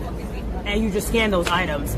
But the guy wants you in the precinct. I'm like... Probably because you've caused problems in that same location before, and karma is real in the way that if you continuously shit where you sleep or shit where you buy scissors, you eventually will have people tired of it and they will want you gone. Your ass gonna get got. That's how I know that guy wants Osama Gold, bitch. That's how I know. Osama Gold? Osama Gold. And they will want you gone. That's how I know that guy wants Osama Gold, bitch. That's how I know. Osama Gold? I mean, my beard is getting pretty big, but is it that bad now? Jesus. That's how I know that guy wants Osama Gold. That's how I know you a weirdo ass motherfucker. I was like, what? My man. If this dude watches me, we got a VIP. You know, I love it whenever I see people that are letting other people live rent-free in their heads. Bro, they just popping up shop, man. It doesn't even matter. Every time she's talking about stuff, she's always looking over her shoulder at the Osama Gold. You know what I'm saying? You know what I'm saying? Like, But hey, I would have bought all the scissors on the shelf. No cap, I would have just like, fuck No, you. that's not true. Yeah, exactly. You would have bought all the scissors on the shelf. You would have caused the big issue. He read you like a book. He looked at you. He said, that bitch is annoying and crazy. I'm going to call the police on her and have them get rid of her. She got that mad and blamed it on me. She's a thief. She's been caught stealing multiple times. Yeah, let me go back and show you guys this. Guess how much I paid? $3.99. This is the same bitch. See, look. See how many times? They're coming. Hide the stuff. This bitch is so retarded that she's gonna end up in jail. She is. Again. No, sorry. Excuse me. End up in jail again. She's gonna end up in jail again. And it would be a better place on earth if she was in jail, honestly.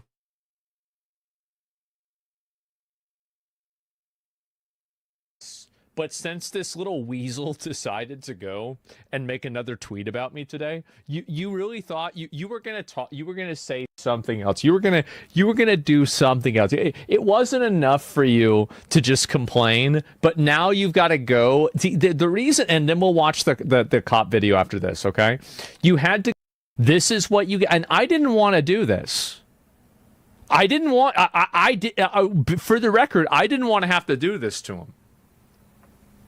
It's always funny when corporate shills are raging at gamers for not buying the latest slop. For Some Asmongold fans come into your chat, YouTube chat, because we liked Mixtape. I promise you, we don't care that you hate our content, LOL.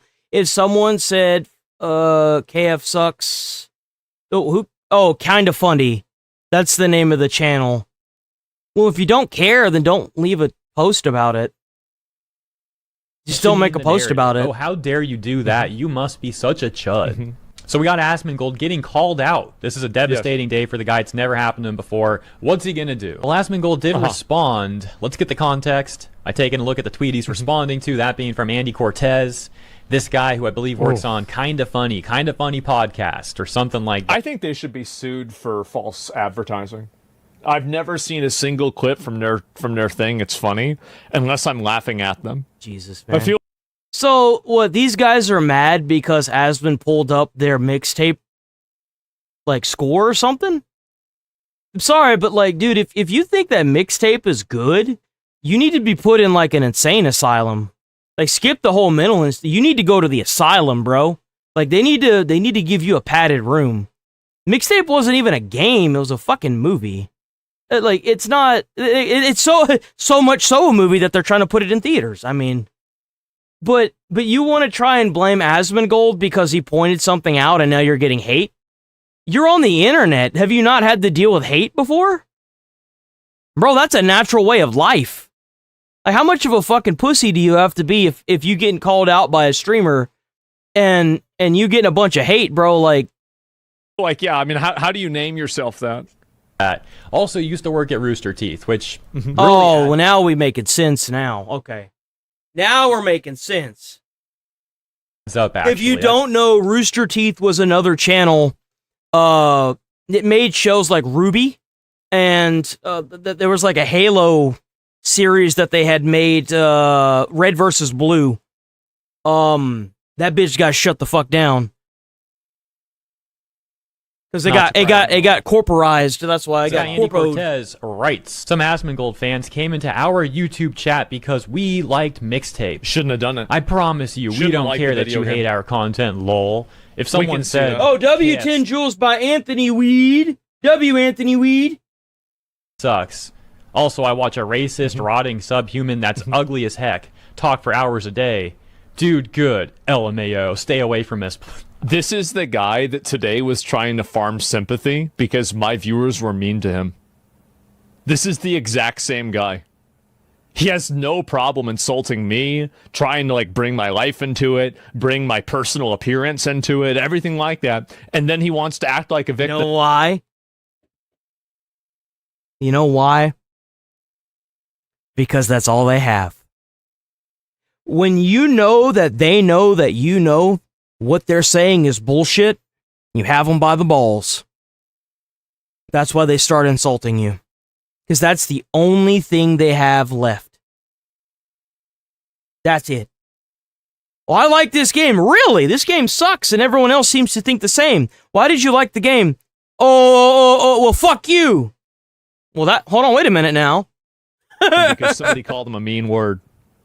What a little rat. Stay away from us, please. I'm laughing at the end because I could already imagine, like, as this dude's typing it out, it's literally the meme with, like, the mask in front. Yeah. Like, I'm not mad. He's, like, seething behind the mask. Of course he's So mad. They were doing their show, KF meaning kind of funny. They're doing their show.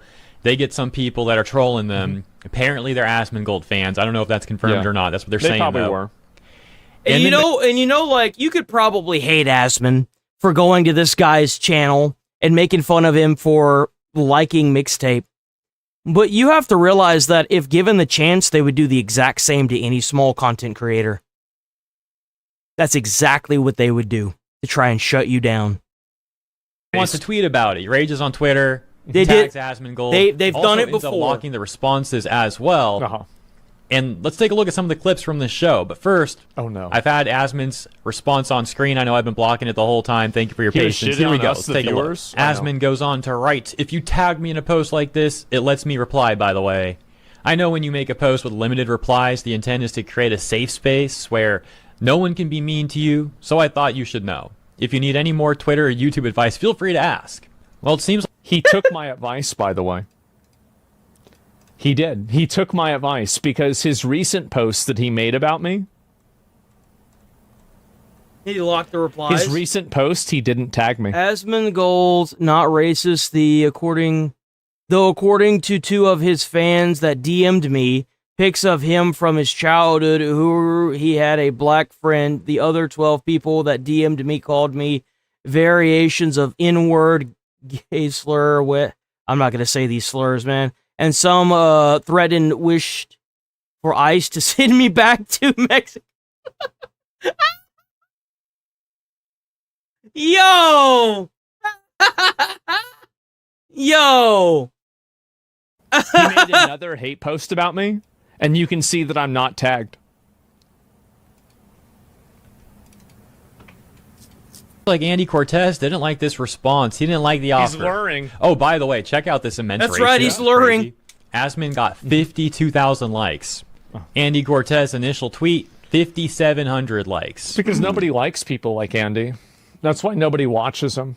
That's nobody likes you. Like you're obnoxious, you're nasty, you're unlikable, you're weird.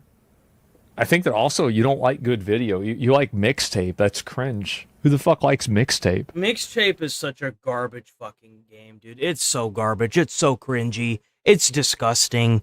It's not a game. It's a fucking live action movie. I mean, And it only gets worse from there. I mean, not a live action movie, an interactive movie. Like, As mentioned, Andy Cortez wasn't happy with Asmon's response. He actually made not just one, not just two, but three responses. I didn't even read these. Oh. You're scared to talked about somebody being racist or whatever. Like, I don't really... So whenever you farm hate on somebody, and then you want to say that they're right? I mean, like, what are we doing? What a weirdo. You're totally just his worshippers. But why would someone be so welcoming of so many racists in their fan base? I hate to break it to you, but you probably have racist people in your fan base and you don't even realize it. Like, I'm sorry, but you're never really going to control all of your audience. That's just how it is. You're trying to act like a content creator can control what every single person that watches them can think and say. Well, you can control what they say to you, but if you ban them off your... Let's say I banned somebody in chat, and I banned them because they were being racist towards this egghead, right?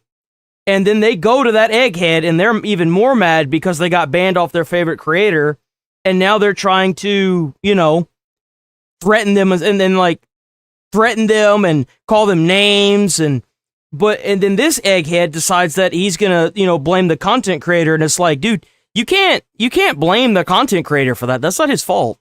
That's your own fault. Wait, I've never even talked about somebody being racist or whatever. Like, I don't really... So whenever you farm hate on somebody, and then you want to say that they're being racist back to you, I really don't give a shit. I don't, because you decided to attack me, and actually, that's not true. I attacked you, but then you attacked me back. I don't care. I'm not responsible for what other people say. Exactly. I'm not going to apologize for it. I'm a victim. You had no problem. You're on the internet, man.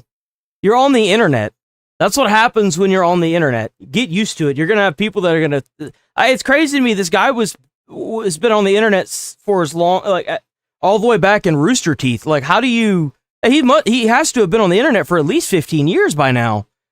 And you haven't gotten a single piece of hate, at all? Come on, man. Me on a There's deep no way. Not deep, on a personal level. You decided to get personal, but then when people got personal to you, you think that you can play the victim card because you're calling what they said racist. It's literally cry bullying. That's what it is. How it works to me. I don't give a fuck.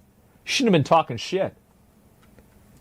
Gonna return to all of that. This is the definition of a cry bully. It is. It's cry bullying. Let's get some more context, though. This seems How to be embarrassing. What got this. We're gonna move on from this. This is just... It's so brain dead. Update video about me. Guys. What is this? This is the last video on the topic. Asmongold, my life is over, and the loser Tectone. This is his last video. Oh. Fries are in the bag, boys. I lost everything. My wife did just leave me as well. It's over, and I... This is somebody else, isn't it? This is something else. I don't care about this either. What do you... This is something else. I don't know what the fuck that is, but what is this? So he didn't go live yesterday, but I see that he made a video. What's this about? Hi guys, it's me again, and today we've got a little bit of a situation. I took the day off, but apparently the world didn't. I woke up and I read Bungie decided to kill Destiny 2 so Marathon can die. And I figured, you know what? This is perfectly the opportunity for me to talk... We already talked about it, guys. We already talked about that. Let's keep moving on. The fuck? Man, we got a problem on our hands. It's only... Oh, man. We in trouble now. We're running out of shit to watch now. Uh-oh. Hold on.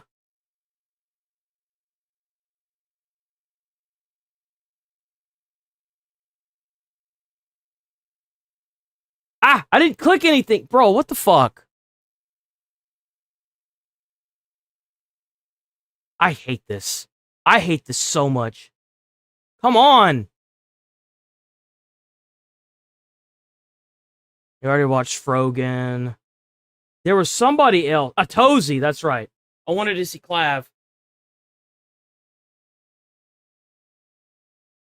Things just keep getting worse for the now infamous IRL streamer known as Clavicular, because he was just charged for the time he live streamed himself mag dumping into an alligator back in March. And that is just like one of multiple legal battles that he's currently facing right now. And despite settling on one of these charges, he's still so far from being in the clear. And honestly, we've been watching this very slow train wreck for a while now, but for each day that goes by, it seems like the train is slowly speeding up towards its inevitable collision. Because at this point, the dude has made his life infinitely harder than what it has to be. Because in addition to being banned fuck, on I didn't mean to do YouTube, that. I'm sorry. He's also still has an ongoing civil lawsuit over alleged battery and fraud, a possible, county battery case now due to the fight allegations, and now on top of everything, the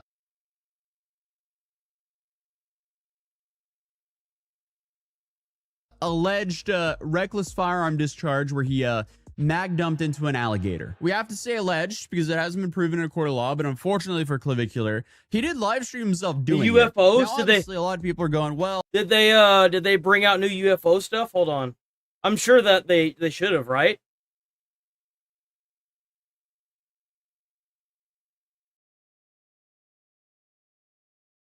Oh damn, a NASCAR driver died.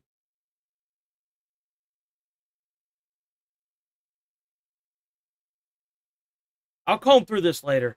Let's do this one. Well, the alligator might have not been alive. Apparently, that doesn't matter too much for Florida. And then you also have a bunch of people claiming that... Well, the issue with it is, like, the skin coloration on the alligator was obviously rotten. Like, not the skin, but the leather. Like, the leather was ruined. That he was also firing at a drone in that same stream, so... that's the big that one. also is illegal, and I don't know where that's going. Regardless, none of it's good. Because that's just like way too many charges for one single person to get in, what, less than a year? The dude's essentially been relevant for, again, less than a year. Yeah, but the thing is that it's different charges. And he's also rich. So, like, I mean, I don't really see him going to jail.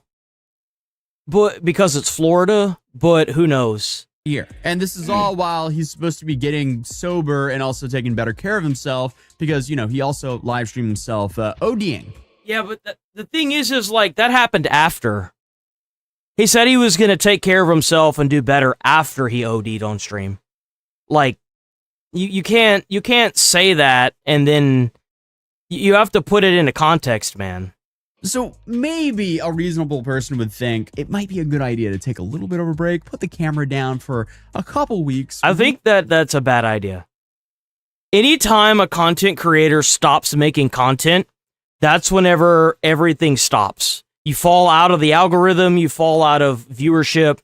Like, that's not what you should do. I'm sorry. I don't like this whole mentality that these other content creators have made of, well, maybe you should take a break. That's the last thing you should do. You know why? Because that green's going to stop flowing. That's why. Like, no. Especially since he says that he struggles to stream and interact socially sober. But yeah, man, I ain't going to be doing any more substances for a little while. Hopefully for forever. But what does he do? Absolutely not that, because at this point it seems like Clavicular has no choice but to continue the show. As you guys know, I'm quite brutal without that.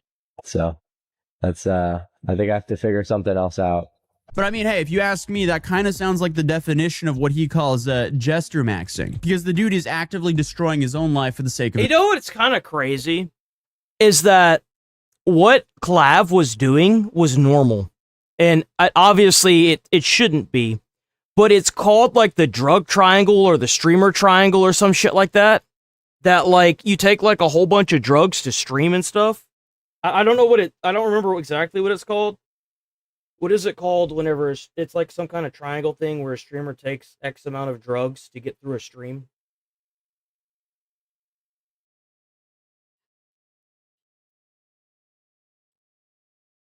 The drug pyramid, which refers to a stack of various substances, typically mix of stimulant, depressant, and focus aids used to stay awake through 24+ hour live broadcasts.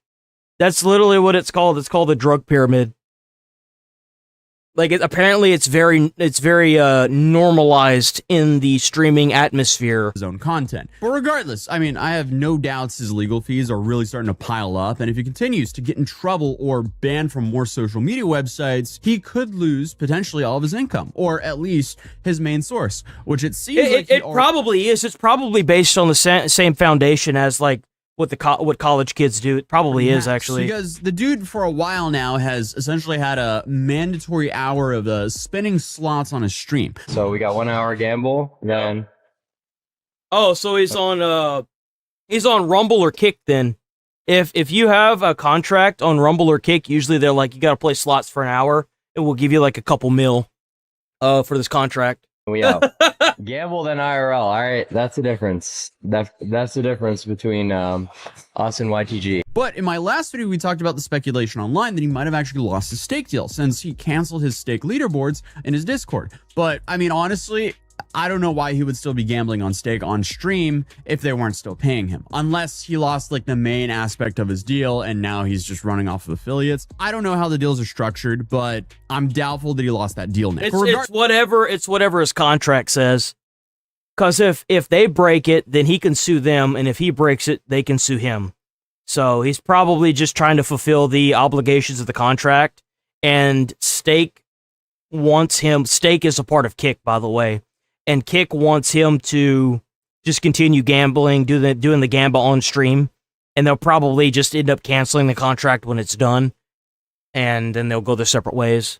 I mean, the dude is just so lost for content at this point that he just wants his fans to come up with ideas for him while he gets facials and recycles the very tired format of bringing on random dudes to his live stream to, I guess, dehumanize or speed date OF girls. Like, what is this? This is like very you do know who you're speaking to right now, innit? I feel like you don't know who you're speaking to. I'm speaking to an I know exactly who I'm speaking to. What the f are you talking about? I know, but like... He knows you? All of them in there have to you or thought about to you at some point. That's we know who we're talking Hey, to. don't disrespect me. I'm not super that low. I feel like we both this night into existence. She's here right now, innit? Something had to have happened. You're much fatter in person. What? You're much fatter in person. Fatter? Yeah. Damn! Well, gonna charge it back. So what kind of things are you into? I don't really want to talk to you after you said that. That was so mean. OF girl rejects him, and they're like, why would you reject him? And then they're like, yeah, because he's a normal dude. And then he's like, well, if you mogged and you were rich, you would get her. Yeah, he's done that so many times now that even his own viewers in his chat have started to become pretty disenchanted with how short and flat out boring his streams feel. But I guess right now he's probably a little bit more worried about if he's He kind of doesn't have a choice because he can't get into any more trouble right now. Like, you're trying to hate on him, but he's doing the best he can with what he has. Like, whatever I know right now it's kind of fucking boring, but whenever I get enough money, I want to start doing giveaways and, like, breaking shit on stream, you know what I'm saying? Like, I want to be the over the top, you know? Like, I even thought, like, what would be really fucking fun is, like, if I had a stream where, like, maybe one day I got, like, really angry at something and I pulled out, like, an AK and, like, shot the screen. I thought maybe that would be funny as fuck. Like, not, like, in an apartment, but if, like, I got a house and I prepped for it, right? Something like I had, like, pre-watched a video or something. Kind of like how Kai Sanat did, where, was it Kai? It was either Kai or Charlie. Where they left the room and then they blew the room up, but it was like Mr. Beast that helped them or some shit like that. Like, that's the kind of shit I want to do. I think that shit would be fun. Like, hardcore reaction style, but then mixed in with, like, the crazy wackiness of, like, Above and Beyond. That seems like a shitload of fun. It does. He's spending time behind bars than his hair or jawline. But even though we covered him like a week ago when it became public knowledge that he had a civil lawsuit brought against him, allegedly for battery and fraud, believe it or not, there's more. Because today we're talking about an even newer legal problem that's arisen for Clap. You know, the one that we all predicted as soon as the clip came out, because everyone saw that was a terrible idea. So obviously, as many people expected, he was officially charged for his unlawful discharge of a firearm at the Wildlife Sanctuary on March 26th. And if you didn't know, alligator fishing is is extremely regulated. And how would I know that? Well, I have a southern grandpa, and I do go down to the south quite often to go fishing. I was actually fishing there yesterday. I just flew back home today. But yesterday, I was actually out in Lake Eufaula, and I caught a few catfish. Look, here's a catfish I caught yesterday. It was kind of cool. Caught it off of a pole on a boat. Did we see a whole bunch of alligators? You bet. Did we mess with any alligators? Absolutely not. Because if you want to hunt alligators, it'd go through one of those lotteries and win that. Now, a lot of people are arguing, oh, but the gator, it could have not been alive. Apparently, that doesn't matter too much.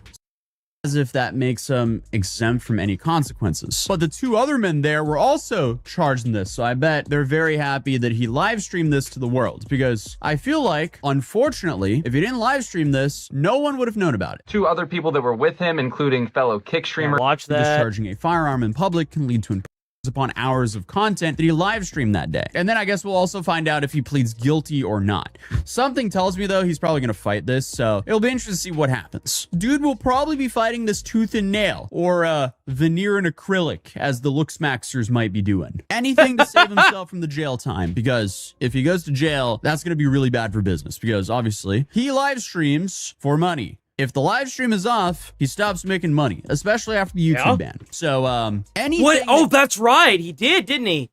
He did get banned on YouTube.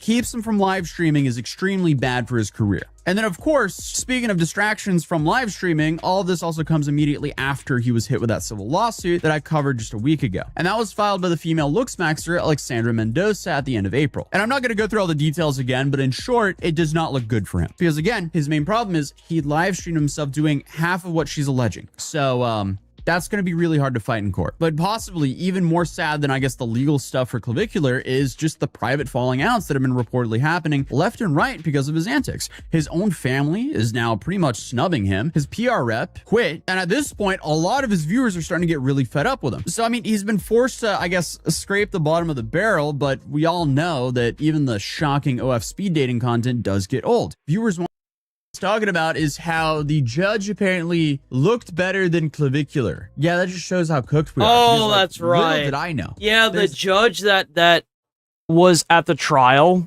doing the whole judge thing, looked like a massive Chad. This whole, Looksmax rating scale, and his audience is trying to use this Looksmax rating scale.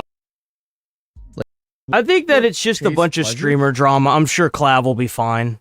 I mean, this is just, some other YouTuber that's trying to throw some shade on another YouTuber. I mean, or streamer. I guess he really can't be a YouTuber anymore. It's happened when you get banned. But like at the end of the day, I don't think it's the end of Clav. I think it's just another fucking step. Just another step stool. That's all it is. All right, y'all know what time it is. We got another Nick Shirley video, guys. Another beautiful day. Minnesota fraud empire is failing. More people going to jail. I love to see it. Back with the legend, David. Today's a big day because today here in Minnesota, over 10 people are being charged for fraud that they have committed here inside the state of Minnesota. And a few of these people are being autism and daycare. I can't wait till I get my Leering hoodie, dude. I got one of these coming in the mail. I got this exact one coming in the mail. Dollars in autism fraud. And one of the main ladies in the video that me and David made, she has been caught with over $4 million. Her last year her daycare received 3.67. Big fucking surprise. The people that are committing fraud that Nick Shirley covered are going to jail. Man. Wow, guys! All the way for new here, sub to the channel, hit like on the stream. We're here every single day, 8 a.m. to 11:30 a.m. Check out those jewels. Those jewels help out with them views. Check out the Discord that's currently being built up like a big bad beast by Rachel and Sticks. And now she has been criminally charged for child care fraud here inside the state of Minnesota. And my goal with the RGB lights is to eventually overload the Texas power grid. I haven't gotten there quite yet, but we'll get there. Don't worry about it. Highest amount of fraud that's ever been charged inside of this. Maybe I'll do that for like a 24-hour stream if I ever get that amount of money. That'll be one of the things I'll put on the back burner. along with the palette of keyboards. This is Ilhan Omar's district here in Minnesota, and on top of that, they're bringing out 2 new cases of fraud that have actually never been criminally charged inside of the Medicare programs here inside of Minnesota. This is a big deal. David, you're here with us. What does this say? This is phenomenal to see the progression that things are happening after the release of our videos. And that woman who was criminally charged, by the way, she was caught at the airport with a one-way ticket to London. She was getting out of Dodge and they stopped her. And now she's been charged not only with defeating our future fraud, but she's the first person charged with child care fraud. It's a big deal. This is a big deal, and they're going to be doing these press conferences right now. We're going to be breaking it all down. We're going to be interviewing people like Dr. Oz and also A.G. Collins, who's actually the head of... Clav didn't actually kill that alligator. That alligator was already dead. That's the thing. Fraud Task Force. He's the Attorney General of the It Fraud was Task rotting. Force, so we're going to be interviewing him as well. And right now, because of the celebration that's taking place, the layers are layering the hard way. We're doing 25% off the entire site, so you can go to antifraudclub.com and use code... Bro, where do these deals come from? Bro, I spent like $89 on that damn hoodie. Leering, and you're gonna get 25% off. And now let's see what the people have to say. Look at all the press. Look at them. Look at them. Look at all these fools that never actually reported on the fraud that's taking place. So here they are, and look, we even have our op. We even have our op, CNN, right there. She investigated me versus investigating the fraudsters. In fact, her investigation... Oh, that's right. She was one of the schizos that tried to blame Nick Shirley. You know what's even funnier is that another another journalist from a big media company, I think it might have been CNN, went to try and discredit Nick Shirley and ended up finding a whole bunch of fraud themselves. It's kind of funny how that works, isn't it? Fraud was to call the fraudsters and say, hey, are you guys committing fraud? And obviously they said no, but we know that it was different because we did the real work. We're from CNN. Can we talk to you? This is MAGA YouTuber Nick Shirley. You see how they worded that shit? This is MAGA YouTuber. Oh, this is MAGA YouTuber. But you noticed how quickly everyone shut the hell up the minute that people started going to jail and pleading guilty to fraud in Minneapolis. You see how quick that happened? Back at a daycare in Minnesota, he alleged was a fraudulent facility in a now viral video. How do you know that all the allegations that you're making are true? How do I know that they're true? Well, no, I didn't order that hoodie. I ordered one off of this. The one you showed me was actually quite a while. You realize that I ordered the Nick Shirley hoodie almost a month ago? I'm kind of on like a no spending thing right now, so I'm not trying to spend any more money. I'm in recoup phase, so you guys, I'm trying to recoup. And then you guys can go ahead and make your own analysis. We're coming so we can make our own analysis. Are you 100% sure? I ordered that fucking hoodie on like April 21st. Yeah, I am 100% sure I'm true. CNN is looking into Shirley's claims. Hi, my name's Whitney Wild. I'm a correspondent for CNN. We reached out to several of the daycares featured in the now viral video. Only one daycare facility answered and said they are a legitimate business. And now it's spread throughout. Yeah, those fucking comics, dude. You know what really sucks? Is I was gonna go this weekend, but I was like, nope, I'm not gonna do it. There's an alien egg, right? An alien egg from like the Alien show that has the face crawler crawling on it. And that thing is like this fucking big, bro. It's like that tall. And it's like $250, and I'm like, dude, I want that shit so bad for the backdrop. Like, I was gonna like put it like over here, where like the fucking Elden Ring collector shit is, and that Xbox One. I was gonna put that shit right there, and have it in the backdrop. But I'm gonna have to wait at least a couple months while I recoup money. So, The entire country, not just the U.S. We've heard from people from New Zealand, Australia, Sweden, Japan, everywhere. They're finding the same sorts of fraud. These two people right here, we did the dirty work that all these people are supposed to do, but they didn't. We did it. Now let's see what they have to say. Today, we are announcing criminal charges. oh yeah, there is the throne link. If you get anything in the throne link, like there's also the throne link on the fucking oh my god. In the description, there's a throne link. If you guys click on the throne link and y'all can like do crowdfunding for any of the items I got in the cart. There's hoodies, there's Magic the Gathering cards, there's other like collectible equipment stuff. If y'all crowdfund any of that shit, I'll open it up on stream. If y'all got any of the cards, I open that shit up on stream too. So like, yeah, don't forget about that throne link. I completely forgot about that throne link, honestly. In Minnesota, Completely forgot about that thing. that targeted over 90 million. But I ain't gonna lie though, what I'm really trying to aim for is more viewership, so that way YouTube can like fuck off and leave me alone. More viewership, like if you use the bits, not the bits, the jewels and stuff. I think at this point, it'd be a little bit better if y'all use the jewels to push the viewership into YouTube's algorithm. Honestly, that's kind of what I'm really looking for, you know? Our cases Yo, today- W2 Jewels from the soccer dude. Managed Medicaid programs that have been systematically pilfered. Thumbs up for 10 jewels by the soccer dude. Yeah, Rachel hooked us up this morning too. Gold coin for 10 jewels. By fraudsters who treated fraud schemes that targeted over 90 million in Jesus, bro, that is so much money. taxpayer Oh my dollars. God, Our W10 cases jewels today from involve 7 Whitehorse different original state-managed Medicaid programs that have been systematically pilfered by fraudsters who treated Minnesota-run programs as their personal. Did I say that? W10 coin, 10 jewels from megabytes. I think I just said W10 for the gold coin. I didn't think I said megabyte. One defendant is charged with defrauding the Integrated Community Supports Medicaid program. One patient was supposed to be receiving 24-hour care through this program. 10 jewels for the gold coin from a White House original. But he was actually being serviced by a White fraudster. Horse original. Jesus fucking Christ, dude. I can't read. And received no services. This patient was later found dead. Meanwhile, the architect of this fraud scheme was billing Medicaid as if he was providing care to this patient. The defendant even submitted a claim of over $400 for services he never provided the day before this man died. Today's arrests represent the largest autism fraud bust in American history. So they just went in and they announced. But remember, guys, Nick Shirley was only trying to find little kids, man. How dare he, that sicko. Bro, Nick Shirley's a true fucking patriot.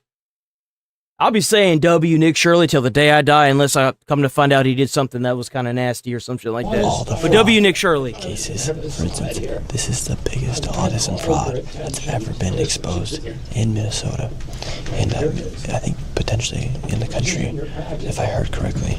So right here, Robert Kennedy's showing this graph. In 2020, it was all normal, and underneath the Holy crap! Look at that, man. Yo, W10 jewels, W2 jewels from the soccer dude, W10 jewels from Patriotic Boogar. Yo, that name is great. There's also something else. What is that? Oh, W Beastie Boy with the 440 jewels. Another Hoverman, Flow State for the 200 jewels. W Flow State. From Hooverman. Hoover Mom. Dude, holy shit. My eyesight is just dog shit today, bro. administration, the numbers just went through the roof, like exponentially without. Oh yeah, W Chat, man, y'all hooking it up today. W Chat. By the way, if you're new here, sub to the channel, hit like on the stream. I'm here every single day, 8 a.m. to 11:30 a.m. Central Time. I'll probably be running a little bit later on the weekends. Later as in like streaming longer. So definitely stick around. I'll be here Monday. I think Monday is some kind of holiday or something like that. Yeah, I don't care. I'll still be here, so. All fraud. All right, David, so they just had the largest autism fraud bust. What I might do for Monday is I usually have like 2 videos and 2 shorts for the weekend. I might do the same thing for Monday, is make 2 videos and 2 shorts, and then I'll just react longer on Monday, so that way you guys can have a little bit more of a holiday. You know what I'm saying? American History Future Learning Center, where they received $3.67 million. She's now been charged. What's your overall thoughts? Yo, W2 Jules from Magic Man, W Magic Man. This is the also beginning. check out that channel membership. We also have that channel membership, so please check it out. And like I've always contended, when the dust settles on this, this fraud in Minnesota is going to be $80 billion going back to about 1988. And the speed with which these investigations are occurring is unprecedented. I'm shocked at how quickly they're making these W arrests. high five by the Hoover mom. W 100 joules. W. Trying to think of a way to do a giveaway without having. It's kind of the whole point of doing a giveaway, And they're though. going to find the money and the fraud. I mean, you could do like digital games or like maybe like digital stuff like that. Could also link stuff. No, because that wouldn't work, huh? Well, what you could do is you could do like a PayPal thing where you pay people and then they can do whatever they want with the money. I don't know. But I don't have that kind of fun. We can't do no giveaways right now, guys. It might be a while before we get there, but I've only got like from what y'all saw whenever I got suspended on Twitch, whenever I got suspended for the firearms thing on YouTube, I showed how much I made last month, which was like 400 and some change. This month I got like 600 and some change. It's going up. So that's good. That's damn good. But yeah, I am gonna pride myself for being the most transparent streamer. Like I don't see any reason why not. I mean, I don't have anything to fucking hide. I don't do anything. I'm a lazy fucking bum for the most part. I just chill, man. I do what I want when I want. I don't hurt nobody. Who jumped out of a 4-story building to escape? Yeah, it looked like so this dude jumped out of a 4-story building to try and escape. Rest this morning, who jumped out of a 4-story building to escape. Yeah, it looked like he broke his ankle or his leg because he was hobbling. So, and that's exactly what he deserves. Mohammed Omar. I agree. Last name was Omar. What a coincidence. Yes, what a coincidence. So, Dr. Oz, we just had the press conference. The largest... Holy shit, bro. He chit-chatting with Dr. Oz. Bro! Autism fraud in America history. Y'all just wait till my hoodie gets in, bro. I'm gonna be wearing that bitch every day. It's gonna be my streaming hoodie, man. I'm gonna be wearing this bitch every fucking day. Took place here inside of Minnesota.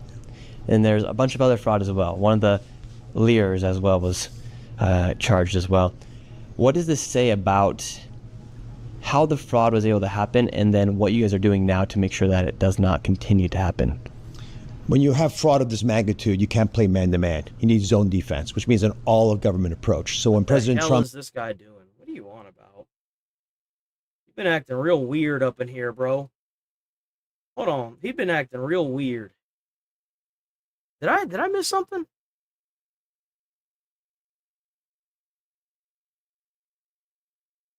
Dr. Oz hoodie? That's not a Dr. Oz hoodie. That's a Nick Shirley Quality Leering Center, man. Where did that go? You want a debate? I never said anything about a debate. Your inability to realize they already identified you and were messing with your comment online. You want a debate, you go to people like Charlie Kirk who have politicians, representatives, their interests.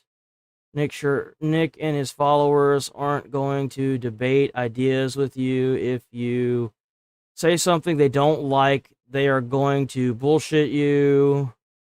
Charlie Kirk and plenty of people taking bad. You meant talking bad. You missed an L. About him before his death. It was the constant death threats that escalated to the... Yeah, I agree with that. Yeah, no, they should have been on top of the death threats, man. They still need to be doing that. If you're advocating for death and violence online or like on a platform, you need to, like, the FBI need to show up at your door and you need to be arrested. If they do it to the right wing, they need to do it to the left wing. Like they do. We're creating a White House anti-fraud task force, and he puts the vice president in charge of it. Everybody listens. So if I get called and I've got a little data that shows that there's something fishy going on with autism billing because it's gone from a few million to $400 million, which literally happened, I noticed that, but I got to do something with it. So I can call, for example, Department of Justice or the FBI or the Office of Inspector General, and I can get folks boots on the ground to go start knocking on the door. I'm not mad at you or anything. I was just, because I kept seeing you leaving some like really long worded stuff, and I was like, what's he talking about? I see Charlie Kirk, and I was just making sure that you weren't like, you know, talking shit about a dead guy. That's all. Like you did, by the way. You're basically deputized because you were identifying clues that this was You fine, man. You legitimate keep doing what you're fraud doing. happening, not You just ain't in some no trouble. Bayesian numbers. And then you have Treasury involved because they can do forensic accounting and say, you know what, these lowlifes who are stealing money, they're bad. But what about the folks above them? The people who create the shell companies that hide the funds, they take it overseas, fund terrorist organizations. Who knows? You don't actually know the answer to these questions because you don't know where the money's going. But people who are sophisticated enough to defraud this government are often not from America. They're often foreign criminal organizations or even foreign governments. And that's why beginning to identify how the fraud happens is so important to us, because these guys, they've corrupted the system. They know how to take money out of the U.S. healthcare programs out there. We cannot, as Americans. Yeah, and I wonder who told them how. That's the real question we should be asking here. Who the hell told them how to do it? Who told them how to do this? Americans who love these programs and our fellow Americans, let them be hurt by this. How essential are these programs actually? Because, I mean, think about how much money was gone to fraudsters. How did it go on for so long where people were able to steal, or where the budgets were able to go up by 1,000% when the enrollments didn't even go up? I know these are very important, but how was that happening where there was these huge increases in the budgets and where these fraudsters were literally just looting? Nick, in our culture, when I look you in the eyes and I tell you I'm going to do something, you expect me to do it, and I hold you accountable as well. That's just who we are. During COVID, two major things happened. First, the government said we're not going to keep track for a while because there's a national emergency, but that taught people they could steal. And then we began to get politically correct about the I don't think this is a product of COVID. Like, some of these businesses, especially if the LA one, a lot of those hospices have been around for like 10, 15 years. Back in like 2016, like 2016, I mean, like there's no reason. I'm sorry, but like not everything equates to COVID, dude. That's not how it works. It's obvious that this has been going on for a while. You just can't blame everything on COVID. We're saying, which is specifically what happened here in Minnesota, which I heard from Faye, a whistleblower Democrat serving in the Department of Health here. I don't think it's just Democrats doing this. I guarantee you there's a lot of Republican states that are doing it too. I just don't believe that it's just Democrats, bro. I just don't. I'm sorry. There's a lot of Republicans that are doing this too. We've got like all the India people that are here on these H-1B visas. I mean, we've got them here in Texas. Tyler Oliveira covered that one. I'm sorry. And then you've got like the I guess it was like a Jewish county or whatever that Tyler also covered. It's not just the blue states. That's kind of why I wish Nick Shirley would go to both. I wish that he would cover both, but he's only going to blue. I was pointing out that there were problems happening, and not only were they not listening to me, they were scared. They didn't want to be accused as being racist. And then once people realized they couldn't speak about the truth, well, then everything gets hit. This is what happens when they target communities for their own benefit. This is what happens when they scapegoat. And this is what happens when they no longer hide the idea of white supremacy. And so Yeah. You see how well that's working out for you, huh, Tim Walls? What's the matter? This like, how old is Nick Shirley? He's like, what, 22, 23? 23-year-old man, probably ain't even ever had a girl in his life. Down there in your state and exposing all this fraud, ruining your like 100,000 years of experience, bro, older than dust, trying to sit here and call people white supremacists. Fuck out of here with you, man. Your ass is cooked. That's why you dropped out of the next election. You done. That's it. You're done. He could have been the vice president. I want y'all to think about that while I'm using the bathroom. This dude could have been the vice president of the U.S. Tim Walz could have been the VP.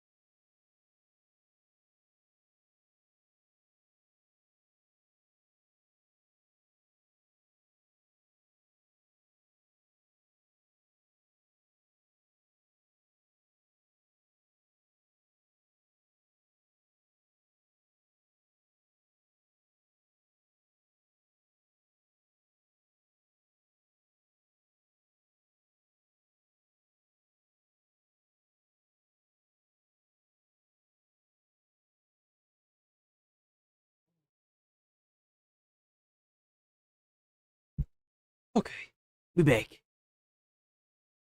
be quite frank, I think Tim Wallace needs to be in chains in a jail cell, but I don't think that's going to happen. Just like Ilhan Omar, I don't think that's going to happen either. Witnessed a combination, a confluence of catastrophes that has allowed... Sorry, but anytime someone wants to defund the Department of Homeland Security, we should just instantaneously charge them for treason. Medicaid spending in the whole country to go up by 50% in the last 5-6 years. And we're seeing a fourfold increase in things like pharmaceutical spending. Again, those are programs you can defraud more readily. How's it going, Wicked West? Let me give you a couple numbers because I think this will actually, at some point, it gets almost entertaining that it could get this bad. 1/3 of all hospices in the entire country are in Los Angeles. Again, how many people? Even though Florida is the retirement capital. You remember whenever we first saw this video, and I had so many commenters that were like, "Oh, but it's already Opie. It's such a bigger state. It's such a bigger state." Then why the hell are they all congregated to one fucking section? There's like 98 or 89 facilities in one section. Like, what do you mean, dude?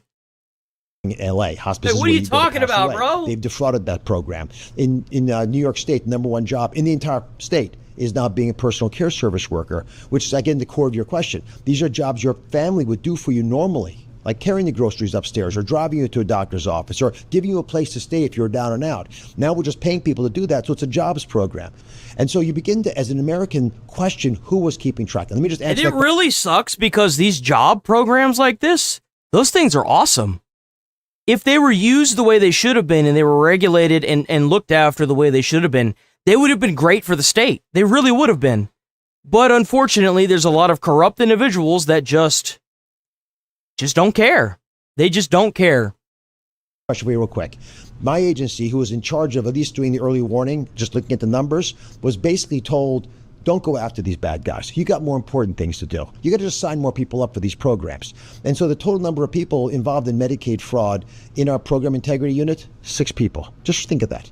For the entire almost $1 trillion program, allocating money to all of these programs, some of which are suspect, as you point out, there are 6 people in charge of it. That's not an accident. That's, effectively, it's either malevolent, but malevolently ignoring reality, or you just didn't care. And for instance, a lot of this fraud, like you said there, a lot of it's being done by people who aren't even from the United States. The Chinese mafia in New York City, the Russians in California. I didn't know anything about the Chinese mafia in New York. What?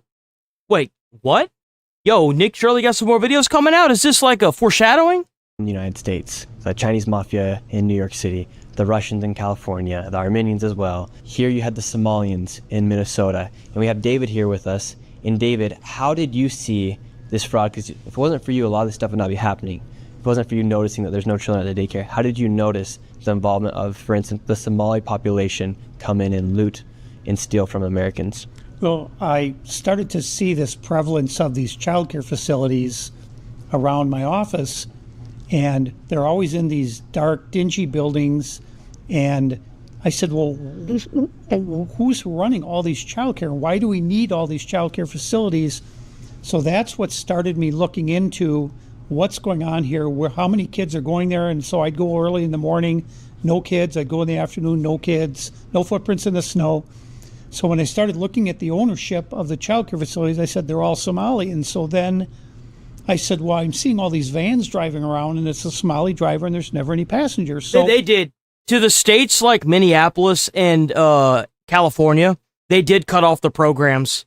I've seen a couple press conferences of Tim Walz crying like a bitch because he's like, there are people that need these programs that aren't getting them. And it's like, well, if you had maintained a better eye on the fraud that was going on, then they wouldn't have had to cut it off. Like, what did you think was going to happen, man?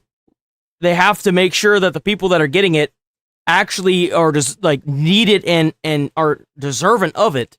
You can't just have a bunch of people that are flooding into your state getting a whole bunch of welfare programs that they don't deserve because they don't even have a job. They're not even here legally, yet somehow they're able to get all this free shit. Like, dude, like... I started looking at that, and then I realized it was autism, and that's why I depicted it as a wheel of fraud with the non-emergency medical transportation as the hub, and then childcare is a fraud, autism's a fraud, a spoke of fraud on the wheel. And I realized this thing was so gigantic, it was like trying to wrestle a greased hippo. I'm not sure. and I knew it wouldn't work if I tried to tackle the whole thing. So I had to pick a pressure point, and that pressure point was childcare, because I knew people were going to be pissed when they saw what was going on with childcare. And then we moved into the non-emergency medical transportation, and you can see the results now. And it spawned not just a nationwide, but a worldwide investigation by people like us into fraud. And do you think it's safe to say that the local government, Tim Waltz, Ilhan Omar, Keith Ellison, they're complicit in allowing specifically the Somali population go through and commit this fraud because they knew they could then call out people for being a racist or Islamophobic? There's no question that was a culture. Certainly, I kind of wonder how much of this is going to collapse whenever the IRGC surrender. Because they already found the money trail that led from the Minneapolis fraud back to a terrorist organization in Somalia.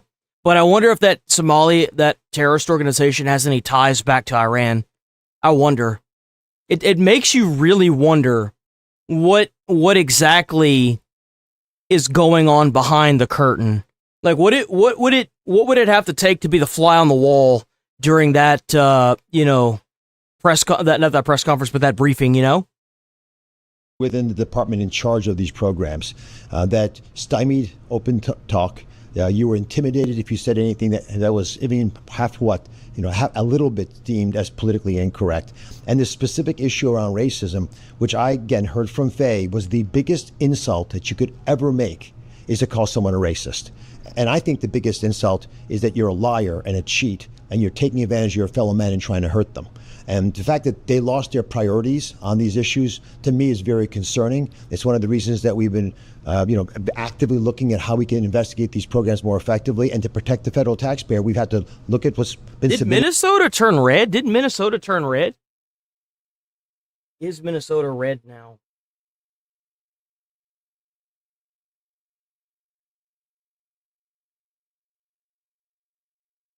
The new redistricting map.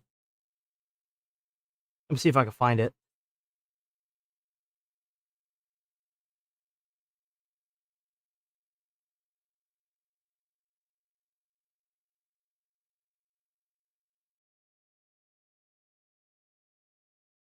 Jesus fucking Christ, dude. I don't. Oh nope, it is red. It's red from the redistricting map that's out right now. Yeah, it's red. To us and defer in this state, in Minnesota, defer $350 million. But in California, which might be the varsity team, the amount of problems we saw there forced us to defer $1.34 billion. That's a lot of money. That's just for the quarter, by the way. So these are the kinds of numbers we're talking about. Can I just give you an affordability nexus here, just to sort of put it in everyone's mind? Because a lot of people watching now, I hope, are working their tails off. But the belief that one day, when they get to age 65, they could retire and enjoy the bountiful benefits of Medicare. A beautiful safety net system, crown jewel of our program, that will help you through all your healthcare expenses when you're getting to the retirement age. That's kind of the reason why the U.S. needs to implement voter ID. There's no reason why America doesn't have voter ID. There's none whatsoever. See, that program is so short now that a lot of people your age, Nick, don't think it's going to be there for them. Do you have an opinion? Do you think Medicare will be there for you? At this rate, no. No, it's not. It's not going to be there for us. That's the thing. That's the big problem with it, is that you've got all these illegals and all these immigrants that are zapping away all of the Medicare, Medicaid, the everything. They're zapping away all the healthcare systems we have because they're being abused. And the thing is that the individual states are supposed to have checks and balances to this, but they're not doing it because of corruption. And it sucks. It sucks. You get looted. Completely. I mean, unless you do something about it, we're not going to have it. Well, I'm going to make this commitment because I've run these numbers. If we can take out the fraud from Medicare, just the Medicare, not the whole $100 billion. Did I say healthcare? I didn't mean to say healthcare. I mean, y'all know what the fuck I mean. It's a fraud you think exists, y'all know what I mean. We will double the life expectancy of the Medicare Trust Fund. That's the part of your paycheck that you pay every month or every week towards making sure that you have Medicare coverage for the country. We will double the life expectancy of that. So you'll have it, your kids will have it, and hopefully their kids will have it. And we don't have to charge you extra tax. We don't have to go after anyone's home. We don't have to, knock out people from playing in the game of life in America. We just have to take the fraud out. Yeah, that's but our job. it's been one of those mornings, I'll say that. Awesome. Thank you so much, Dr. Oz. And now we're going to go talk with Attorney McDonald about specifically what Oh, damn, we got Attorney McDonald now. Out here in Minnesota. Thank you very much. God bless you. The fraud here in Minnesota has been going on for so long, for so many years, and today, finally, these fraudsters are held accountable. What exactly did you guys get these fraudsters on? Today is we've announced charges against 15 fraudsters here in Minnesota who were defrauding 7 different programs, Medicaid programs. Get fucked, you fucking losers, man. And also a child care funding program here in the state of Minnesota. There's a range of... Oh, but remember, it was all debunked. They showed camera footage of 5 seconds of kids going inside of the daycare. Oh, it's all been debunked. It's all been debunked. Oh, it's been debunked. Charges for these defendants, including healthcare fraud, conspiracy to commit healthcare fraud, wire fraud, and other fraud charges. Most of these charges, they'll carry maximum sentences of 5 years up to 20 years. And as we heard earlier today... Great. Now what you need to do is buy Little St. James Island and airdrop them on there so we're not paying for them. The architect of the Feeding Our Futures case was sentenced this morning for her role in defrauding USDA, and she was sentenced to 41 years in get fucked. Prison for her conduct being the ringleader over that. Great. Now that you've got the racial part of that out of the way, maybe it's time that you start... also locking up the other people that were involved with that, the ones that she was saying that didn't speak English. What about them? Are we just going to continue to attack the white people in this like always? And so there's 15 people charged, a few arrests. One man jumped out of a 4-story building. Yeah. Last name Omar. Don't know if that's coincidence or not with Ilhan, but he jumped out of a 4-story building. Is that the guy? Don't know if that's coincidence or not. Charge, a few arrests. Oh, one man jumped the out last of a name. 4-story building. Yeah. Last name's Omar. Don't know if that's coincidence or not with Ilhan, but he jumped out of a 4-story building. And now, can you kind of get into specifics of, like, we know there's autism fraud, we know there's a child care fraud. Yeah. What was the other fraud that these people were committing? Oh, there was the transportation fraud, right? So they would buy a bunch of cars or like a fleet of cars, and they would sit there and collect dust to, like, it was another form of fraud, right? So the fraud today was, it did involve autism. It involved in-home health services and also the housing stabilization services program. So that involved helping place homeless into homes. Oh, yeah, you mean their voter base, right? The people that they get to sign these voter registration forms last minute, using cigarettes and alcohol and pay cards as a bribe, right? Those ones? The core of it involves home health services for the elderly or the disabled. And so you have folks who will start a business to then be capable of billing Medicaid. They have to go out, they have to actually find real people. They got to find real patients who actually need these services. They get them on their books, and then they fail to give them the actual services. But what do? They still send Medicaid the bill. And that's a scheme that we've seen here, and we see it replicated across the country. We also brought charges in a child care center, in relation to a child care center today. And that's also a major focus of ours, is the home health care programs, the food programs, the daycare programs, and then really everything else. But we see common themes of billing for services never provided, billing for patients that were never patients, or billing for children that were never children under the care of a particular daycare outfit. I think something that's powerful about today is you're seeing actual synergy between a citizen like myself who went and exposed the fraud, and then the government coming in and stepping in. Because I think a lot of people feel like, oh, I can only do so much. Like, I'm just watching the news. What can I actually do? But you can actually go out and make a difference, and then the government can actually go in and do the prosecution. I had no idea when I went and made that video that all this would happen, but the government was watching, because it is. Yeah, you know why they know? You know why they're watching you? Because they saw it. It went mega viral, and he had to post it on X because YouTube immediately slapped it down. It got like 300 and something million views on X. and on YouTube they slapped it down, and it didn't get anywhere near as many views. But that's okay. That's okay. The change still came, whether they wanted to silence it or not. The change still came. And you also know, because, you've got people like Tim Walz calling you a white supremacist, or someone like Gavin Newsom saying you're a white supremacist, or that you're MAGA, and you got CNN out there that is now owned by a different company and completely cooked. Now they're fucked off out of it.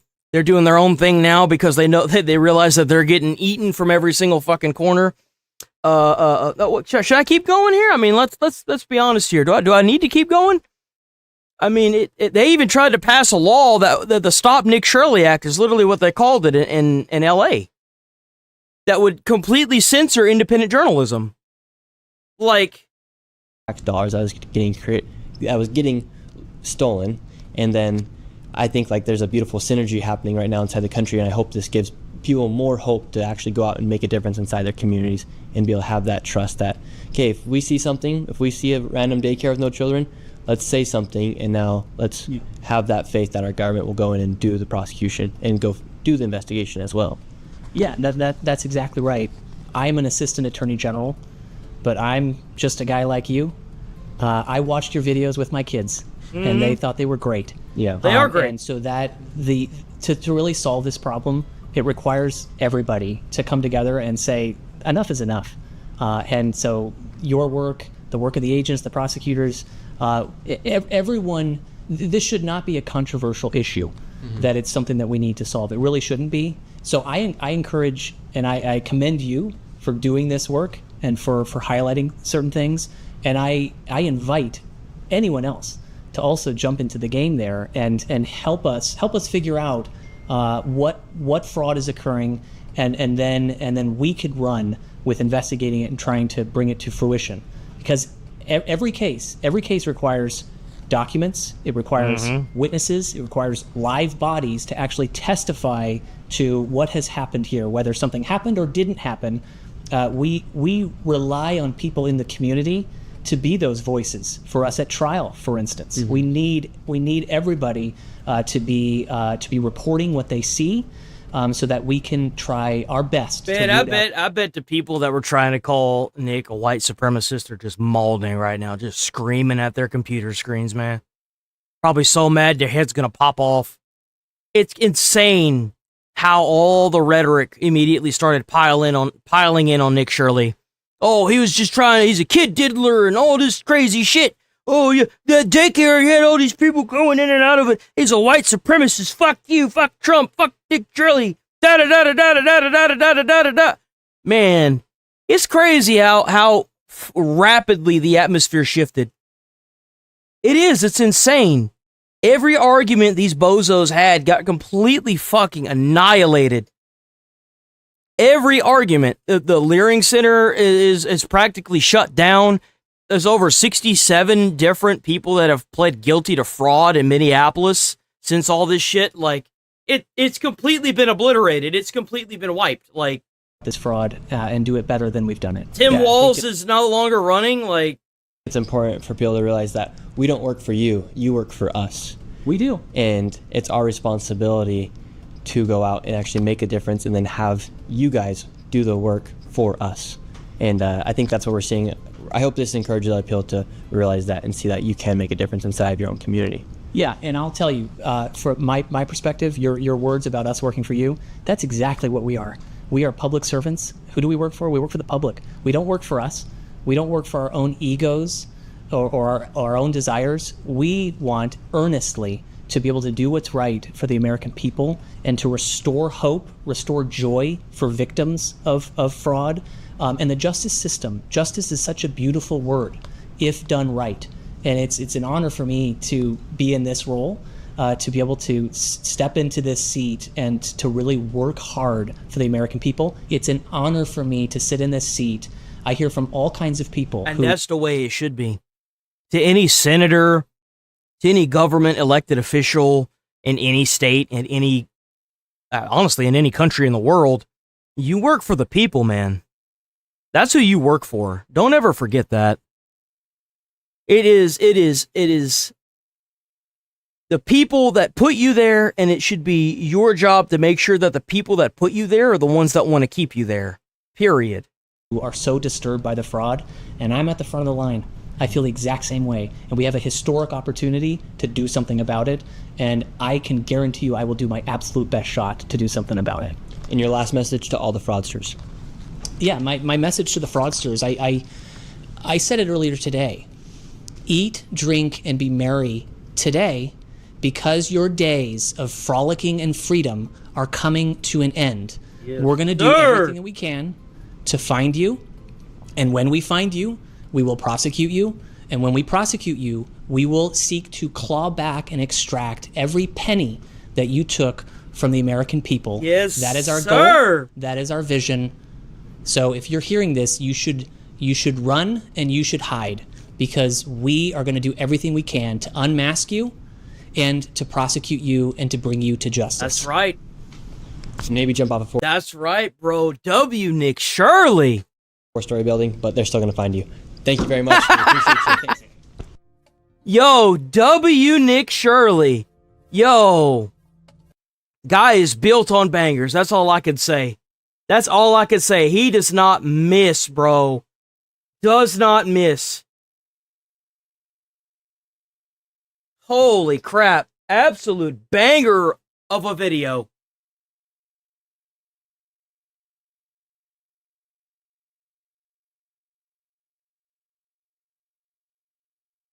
What's this? Trump doubles down. Iran will not get enriched uranium as White House weighs. Ooh, here we go.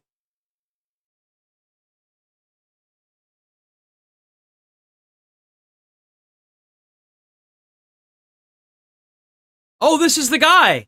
This is the guy that was in the video just now. The one that bolted. Even more fraud in Minnesota, announcing charges against 15 different people. The DOJ says that scheme ended up costing taxpayers more than $90 million. Yeah, just those 15 alone. Mike Tobin's reporting on this out of Chicago for us. And also, we learned more details, Mike, of these two Minnesota autism therapy providers charged in a $46 million Medicaid fraud case. I mean, the details that are emerging here, Mike, are quite shocking. It really is. Is it really? Is it really? Remarkable. And we've reported some of these details to you in the past. When you talk about the autism services that were provided, that's a program that started out with a budget of $600,000. You know what the fucking saddest part of this is? Is they have to shut this program down and stop all funding to this program. And you know who are the people that are really going to suffer from this? The people that actually need this goddamn money. Yet they want to sit up there and call someone like Nick Shirley a fucking white supremacist. Man, get the fuck out of here. I'm so happy to see these people getting locked the hell up. Go to jail, man. $100 million. The way the scam worked is these centers encourage parents to get diagnoses for their kids that were bogus, then bill the government and U.S. taxpayers for treatment of autism for a kid that didn't need it. Ultimately, now the people who need this autism treatment can't get it because the program has been canceled. Exactly. They have to shut the program down temporarily, which removes any funding to the state. Like, and hey, here's a little tip to you, Mr. Walls. You know, if I was you and I was funneling money to the protesters, I would probably stop doing that and funnel money back to the people that need it in the state, huh? No, I'm not making any allegations or anything. I'm just saying if I was doing that, that's probably what I would do instead of complaining that Trump cut off the funding to it. Just saying. Happened with the housing stabilization program. Started out with an estimated budget of $2.5 million. It was exploited to roughly 50 times that, $104 million, to the point that the program was canceled, and the people who need this service now cannot get this service. Now, Colin McDonald, the Assistant Attorney General for Fraud Prevention, had some strong words for the fraudsters who are still at large. Now, my message to my God! Bro, is this: eat, drink, and be merry today. Hey, that's the same shit he said to Nick Shirley. Your days of frolicking and freedom are numbered. And meantime, on this very same day, the woman convicted as the kingpin at the center of the massive Feeding Our Future scandal is sentenced to 41.5 years in jail. That works out to be a little more than 35 years before she has a shot at parole. Amy Bach is her name. She's also on the hook for $243 million in restitution. And that is the amount of money the court determined was scammed from taxpayers in that Feeding Our Future scandal alone. Amy Bach sobbed in the courtroom before she was sentenced. With shackled hands and feet, she said, quote, "I understand I failed. I failed the public, my family, everyone." Now, in March of 2025, Bach was convicted of mail fraud, wire fraud, bribery, and conspiracy. God damn. Bro, she did everything under the sun. Prosecutors say she pulled the strings on this pandemic scandal with a program that was intended to feed poor kids during the pandemic. Instead, fraudsters billed Medicaid for meals that were never delivered. Before today, 79 people had been charged with defrauding taxpayers for pandemic money. 65 of them, Bill, have been convicted. That's right. Get fucked, losers. Get fucked. That's what you fucking get. I got to believe that people watch that news conference and were just raging at the screen, learning the details of this fraud and just how deep some of these networks ran. Mike, thank you. Yeah, no, it was a whole different ball game whenever Nick Shirley uncovered the fraud, and then you had this Feeding Their Future scandal that would happen. Like, it was a whole different ball game when people started realizing that should you be more scared of the fact that people are literally colonizing your state? Or should you be more scared of the name that they give you? I mean, last time I checked, you don't really have a choice but to give them your tax-paying dollars, but the least you could do is make sure that shit's going to the right place. And obviously it wasn't. Update out of Chicago. All right. Be sure to like and subscribe for all the Fox News latest. I think I have a short that was by Asman. Hold on.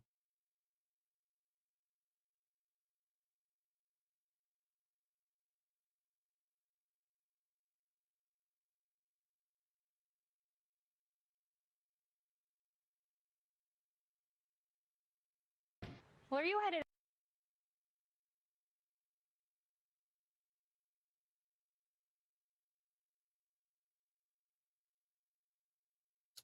Bro, fuck off with this. I actually didn't mean to do that. Go back to YouTube.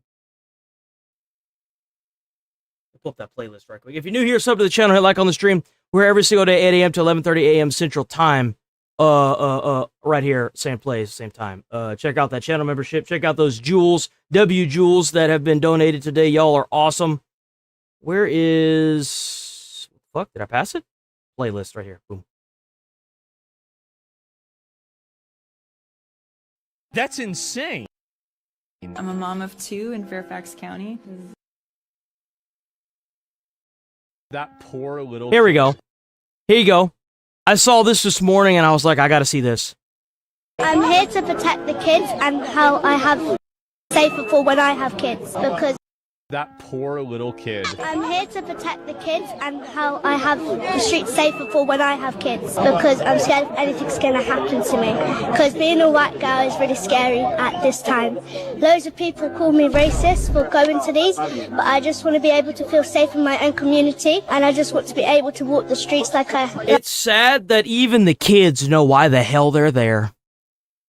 Whenever I hear of some little idiot walking out a bunch of teachers, teachers walking out a bunch of students, and I hear on the news that a disabled child had to call their mother because they didn't even know why it happened, but now they're out in the middle of the street, and they don't know what to do or where to go. And you pull up to a little girl that absolutely knows what she's talking about. It's a night and day difference. This is no different than whenever we captured Maduro and you had non-Venezuelans protesting the capture of Maduro and you had Venezuelans that were counter-protesters saying, I'm Venezuelan, who are you? Who are you? Who are you? You don't come back from this. You don't. Like my dad and my mum used to without a worry. Not going to school at the moment. What's happening there? People are calling me racist at school for going to the marches, and they're calling me far right. But the thing is, I'm not far right. I respect everyone's cultures, their religion, where they come from, and their background. I just want to be able to feel safe. Oh my God. W little girl. How come it is that little girl knows more about what she's protesting than a bunch of grown-ass screaming banshees with purple hair and septum piercings down in Minneapolis, LA, and Chicago, and the same thing with New York. How is that? Maybe because they're actually fighting for their fucking right to live at this point. I mean, let's be honest here, guys. Let's be fucking honest. I saw that and I was like, I need this. I need this for stream. Absolutely need this for stream. Oh, W gifted membership from I set the tone 100. W gifted members on the other side of man, I'm fumbling the ball here on the 1980 by 1920 by 1080 screen. WW. Yes, but sub to the channel, hit like. We're always here. I'm always here. I'm always live. Same time every single day. Every single day. Close that. Where's Fox? I got this too. I want to see this. Tom Homan's talking about something. I wonder what it is. Out on the highway, it's time to buckle up. Illegal truckers are barreling down our roads and taking Americans out. Bro, what the fuck? With them. Now in California, Manveer Singh, a Biden-era illegal from India, barreled his big rig into 3 cars, killing 2 people, and then he fled the scene. Cops caught up with him, and he is now behind bars. But caught up with him? So what? He kept going? Bro killed like 2-3 people, and he just kept moving, huh? New last year, an Indian trucker with the same. We covered this too. We covered this last year as well. It's bullshit, man. It's fucking bullshit. U-turn with his 18-wheeler. Bro tried to do a fucking U-turn in the middle of a highway. A family of 3. A jaw-dropping video of Harjinder Singh's illegal U-turn in Florida. That's in that 2000 video playlist that I've been telling y'all about. Y'all gonna have to check that playlist out. We covered this in detail. Has exploded online, sparking debates over immigration, licensing, and public safety with just one short clip. The 28-year-old, an immigrant from India, now facing vehicular homicide charges. He obtained a commercial driver's license in 2 states, Washington and California. This is despite failing a road sign and English test. Now, what did Democrats think was going to happen when they ripped our borders wide open and handed out licenses like candy? Illegal truckers have killed dozens of Americans in 2025 alone, all because blue states prioritize illegals ahead of their own people. But now Transportation Secretary Sean Duffy says enough is enough. You've seen the videos. You have a family out for a Sunday drive or a couple driving home on a weekday afternoon, and tragedy hits because we have people on the roads that aren't safe. It's kind of crazy how easily these truckers are getting these licenses, these illegals. Because like whenever I got my CDL just to get a non-pivot vehicle license, dude, it was a hurdle. I'm not even gonna lie. The amount of studying I had to do was kind of a little bit on the ridiculous side. The amount of hours that I had to be on the road behind the wheel before I even got my license was insane. Like, it's kind of crazy how much training it took just for school bus driving. And they're just like handing these IDs out with like their candy to these massive big rig drivers, bro. Like, it sucks. Driver's license. And lives are lost. We will stop at nothing to make sure that our roads are safe. Borders Czar Tom Homan joins us now. Tom, I'll never forget in 2016 sitting on a CNN panel, and I would bring up angel families, and they would say to me, Red Raven, how you doing? Haystack, there are few. And then I read that this was the 4th illegal immigrant with the last name Singh to kill Americans, and that there have been 27 fatal crashes, and this is just automobile accidents. It doesn't seem like this is rare. It's not rare, and you're exactly right. It's not a needle in a haystack. I literally know at least 200 angel moms that I have met over the last few years, and there are literally thousands of them. And you're right. Look, Sean Duffy's all over this. He's working very closely with the Department of Homeland Security and ICE. You know, ICE is working with... Exactly. You're either an American or you're not. Period. That is it, man. The state police in several states, whether it's way stations, truck stops, but we even gotta go further. I know Sean Duffy's working on lawsuits and subpoenas to get DMV information from the blue states that simply don't want to share it. but we're going to get that information. But we have stepped up efforts on this tenfold, and together with Sean Duffy and Secretary Mark Wayne Moen, they're taking this serious, and we're going to try to get everybody off the street that's here illegally. But I think we need to go a step further. My concern is, let's say you have a green card. You're driving a 2-ton tractor trailer down the highway at 65, 70 miles an hour, but you don't have English proficiency. You can't see a sign or understand a sign that says accident ahead, icy road ahead, lane change ahead. You know, they got to be able to read these signs so they can prepare to stop quickly or avoid another accident. So they got to understand English to be driving a 2-ton truck on a highway. And I absolutely agree with that. The fact that we waited so long to make English the national language is disgusting. Bro, if you come from a foreign country, and this could apply to every other country in the world. If you move as an American to China, learn to fucking speak Chinese, you piece of shit. Don't be a dickhead. If you're gonna live there, learn their language. It's their fucking language. English is ours. I almost said American is ours. But let's be honest here. The only thing that is, you see that you can speak English, like plain English, like what I'm doing right here. But when you get to like the redneck area where you talking like this here, and you got your son named Cletus, that's American, okay? That's speaking American. You know what I'm saying? Miles an hour. So that's something else we're looking at. Yeah, all great things to look at. I also want to ask you about this because there's been a lot of attention on this Democrat down in Texas, and she's a House candidate, and there's been a focus on the anti-Semitic part of her comment, rightfully so, but there's another portion of her comment. She said this: if she's elected, she'll turn Carnes ICE detention center into a prison for American Zionists and former ICE officers for human trafficking. There was an attack. Wait, what the fuck? It will also be centers for. I mean, like, look here. Hold on, wait a minute. We gotta let this lady cook a little bit. She might be a little overcooked, but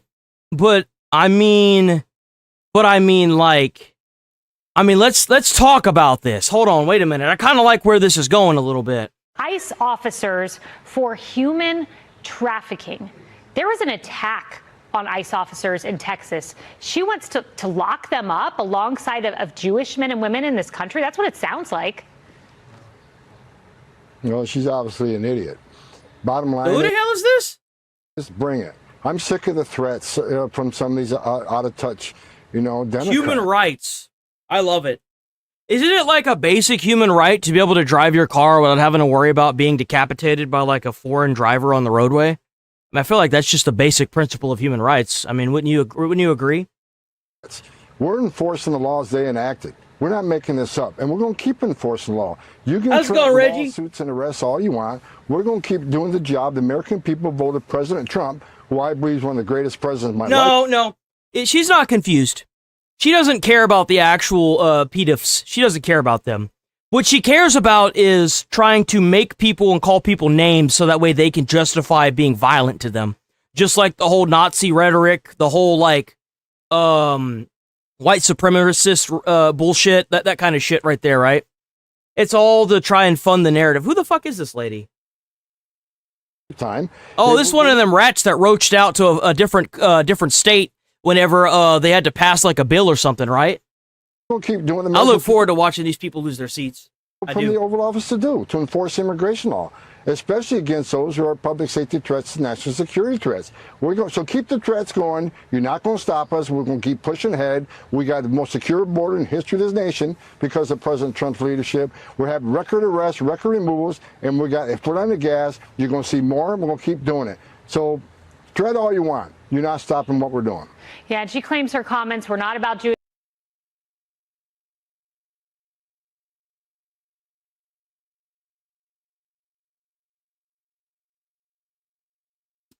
The word American doesn't mean much anymore, and then these stooges went off on how I hate America or something.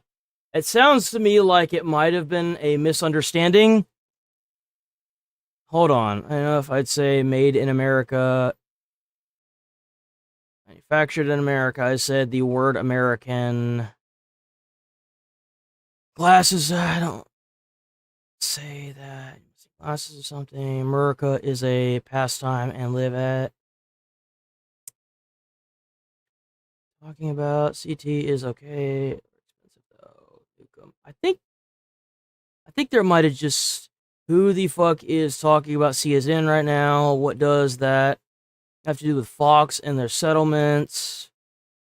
Fuckers talking about CNN and shit. Well, they're talking about CNN because you brought up. You probably talked about Fox. So what other? So hold on. So what other news platform should I be watching if not Fox? Because CNN has the same amount of settled stuff that Fox has. Actually, I think CNN has way more. But what other news broadcaster could I possibly be watching, or should I be watching?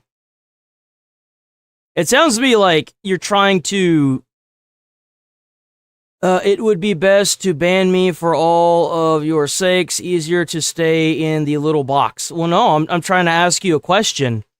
If it is the reason why that you're not saying what I should be watching because it might be the same as Fox, just on the opposite end? Is it like a foreign news station that might just be spreading actual propaganda? Like what is this? Like what station should I be watching if not Fox? You know what's crazy is that Fox was the only one that was covering the riots down in Minneapolis. I didn't see CNN talking a whole lot about it. So like who should I be? Republicans just watch Fox and shit and think they know. I don't give a fuck about Republicans. I don't give a fuck about Democrats either. I care about what's best for the country. I'm pro-American to the core. I'll die for this fucking country. I don't care. If we have to take resources from a country and they don't want to come to the table and make a deal, blow them the fuck up. I don't give a fuck. Kill them all. If that's what it takes to make sure that America survives and thrives, then so be it. That's exactly how I feel. I don't think Trump should be in office because of the Epstein files. The Epstein files are baggage that no Republican wants to deal with. If anything, J.D. Vance should be running the office until they completely unredact the files. And you know why that is? Because now you've got other countries all over the world that are backing Trump. Just imagine how stupid they're going to look if come to find out he was in the files and it condemned the shit out of him. Which, by the way, I don't know if it is or isn't. I'm not making that allegation. But I definitely don't have Trump derangement syndrome. I have a legitimate reason why he probably shouldn't be in office. You would be dead in a conflict in a few weeks. Why are you lying for? You ain't gonna go get to war. Like, are you... No, you don't, and no, you won't. Republican, like, so you're just gonna continue trying to attack what you think you know about me. You know, it's crazy that you say that. Whenever I went to college to become a firefighter, which, by the way, I've done, I've actually saved quite a bit of people's lives. I've put out burning buildings. I was pretty damn good at the job. You know, I've actually done vehicle extrications. And it's crazy to me that whenever you sign up to do that, you have to sign up for like a draft statement. And you have to sign up for it. So I didn't really bother bringing it up before. But since everyone keeps wanting to bring it up, for the most part, I would probably be drafted until I'm like 35. Like, because you like have to sign up for it. It like puts you on like standby mostly. It's a weird thing. It's fucking weird. But like, it's crazy to me that all these people that want to sit in here and be keyboard warriors because they don't have anything else better to do with their day want to sit here and talk about someone's character, someone's ideology, but they don't ever want to attack the actual argument. Why do you people insist on attacking the messenger instead of the message? Maybe if you attack the message, more people would listen to you. But you can't. All you can do is sit here and talk shit about the person speaking the truth. That's all you can do. You can try to silence their message, bully them, silence other people in the chat, because that's all you have left. As America is running bright blood red from redistricting, and the entire narrative has been shifted back onto people like you, that's all you have left is your words. Nobody's covering the little riots that these idiots are doing anymore because they're attacking people. Your entire narrative's completely destroyed. It's gone. It's over, man. Every state is red for the most part. Even states that have blue are like polka dotted. It's over. You lost. And you tried to terrorize people. That's why you lost. You tried to terrorize the American spirit, and just like the Boston bombings, just like the Twin Towers, people ran away, but you know what happened after? People ran back towards the fight. And you fucking lost. You can't bully and manipulate people anymore. It doesn't work. You lost. Calling them names. Oh, these Republicans. Nah, bitch. It ain't got nothing to do with being a Republican. It's called being an American. I wouldn't expect the third worlder to ever understand that. But that's okay. Because I don't have to understand that. I don't have to make you understand that. I just have to make content out of you and sound really patriotic. So, bye-bye.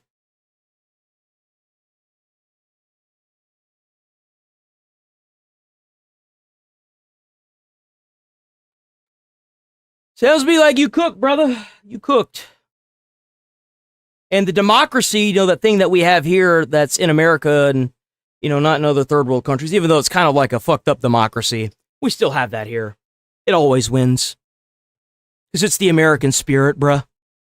It's the American spirit. Jewish men and women, she claims they were about Zionist. Regardless, it sounds a lot like she wants to lock up our ICE officers who are absent. So people vote no that are only watching so that way they can vote no. There are people that also people that have been blocked as well. They continue to watch. They don't think that I don't notice them, but they can't really leave comments, so they leave thumbs down on videos. And I'm happy to inform you that I love living rent-free in your head. It makes me feel so good. Because I know that I know you don't have anything else better to do with your life, because you probably had a dead-end job if you have one. And everyone in your family probably hates you. But I'm just letting you know that I love living rent-free in your noggin. It's a beautiful thing. I'm right there next to Trump. Absolutely heroes in this country. Tom Holman, thank you so much for all you're doing across the country. If you're new here, sub to the channel, hit like on the stream. I'm here every single day, 8 a.m. to 11:30 a.m. Central Time. We go from gaming news to internet drama, politics, cop slop, body cams. We do it all, baby. So yes, please sub to the channel, hit like, stick around, join the Discord, check out them jewels, check out that membership. Chitter Chatters. Have a great holiday weekend. Be sure to like and subscribe for all the Fox News latest on YouTube. Don't threaten me with a good time.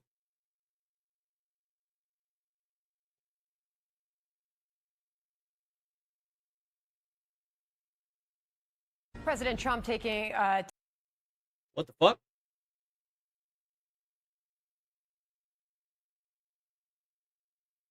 Oh man, I can see another editor getting booted. Uh-oh. Rip Fox editor. Man, they just dropping like flies nowadays, ain't they? President Trump taking next steps and weighing what will come next in dealing with Iran, as his next move may be critical both abroad and at home. Retired Vice Admiral Mark Fox. Yo, W floating heart for the 10 jewels. W 10 jewels. In moments, but first, let's get to our White House correspondent, Aisha Hasni. She's got the latest from the White House for us. Hello, Aisha. Hi, Sandra. A pretty significant development today. The president knocking down reports out there that Iran.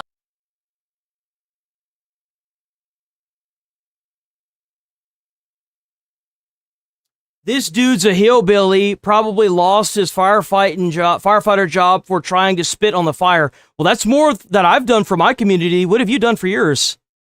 I mean, like, that's more than what you've probably ever done for anybody in your life. What are we gonna do with this ass clown?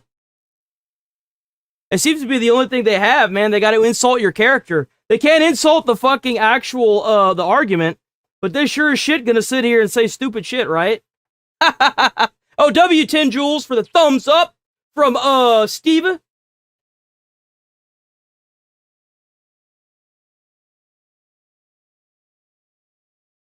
Maybe if you insult our character more and more, maybe eventually it might work again.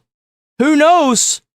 It's worked so well with the redistricting, calling people racist when they don't want to give the states all these blue districts for fucking claiming that it's black people. You know what I'm saying? We gotta make sure that we incentivize that segregation again. You know? What better way to show the hypocrisy than calling someone racist for not allowing black districts to be made inside of a state? Am I right? Who knows? Maybe it'll work again. Maybe it will. It most likely won't. Let's ban this idiot and move on.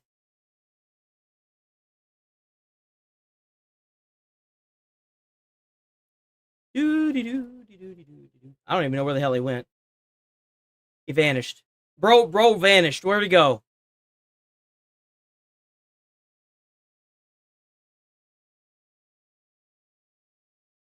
It was a brown name. I thought it was. Is it not?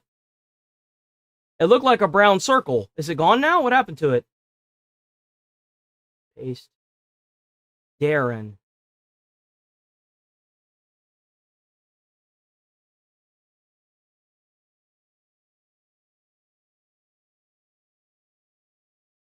Where the hell did he go?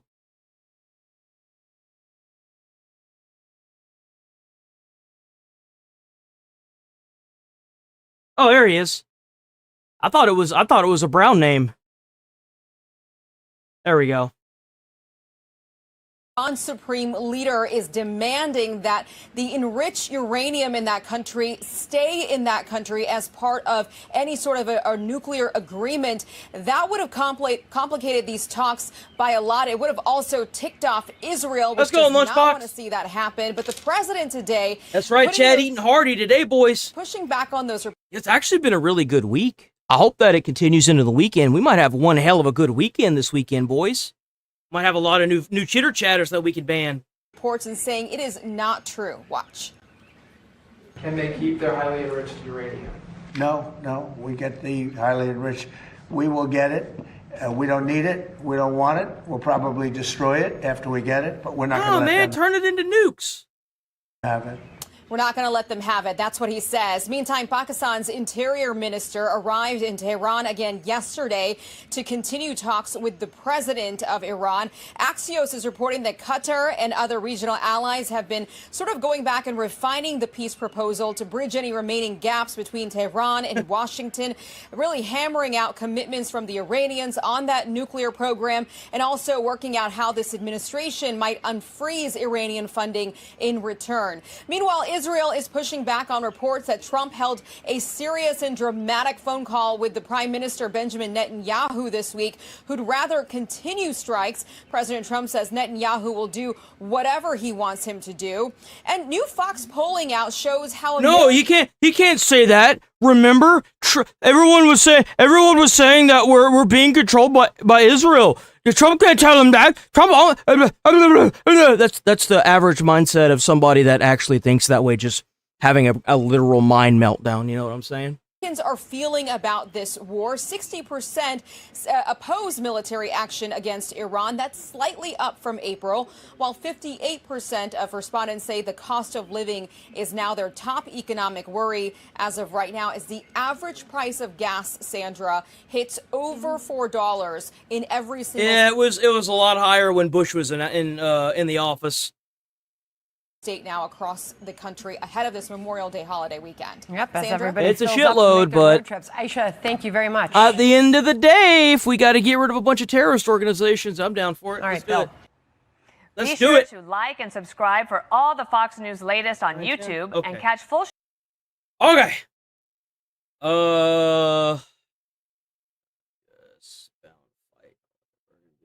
Ebola, travel, fraud, mastermind. I think that's kind of it, huh? At least for now. still, like, it's all talk and shit talk when it comes to the Iran stuff. Nothing's really happening. There's a good chance, though, that over the weekend something might happen. Okay, let's do our body cam footage, guys. Let's see, what does Midwest Safety have? Woman turns gas station into a battlefield. This sounds like it has me written all over it. On March 13th. Oh man, let's watch this Karen get completely fucked over. Oh, that's gonna be way too loud. Say it like right there. 2025 in Norwich, Connecticut. A trooper spots a black Subaru. Hold on, wait a minute. W Midwest Safety, hell yeah, Midwest Safety. Go check out Midwest Safety on YouTube, because they're awesome like that. If you're new to the channel, hit like on the channel. On the stream, you know, go hype up the videos too, guys. Go hype up the videos. You can hype up videos 3 times a week. I completely forgot about saying that. You can hype up videos 3 times a week. W hypers, also go and like the videos and the shorts and leave comments, and all that stuff gets more people, so that way we can get more people into the Discord and have a whole lot more fun in the Discord and on the channel, and have more different views and whatnot. You know what I'm saying? W chat, by the way, W chat. Legacy missing its front license plate and failing to maintain its lane. After running the vehicle's back plate, troopers realized this same woman fled from them just a week prior, and Oh man, here we go. Here we go.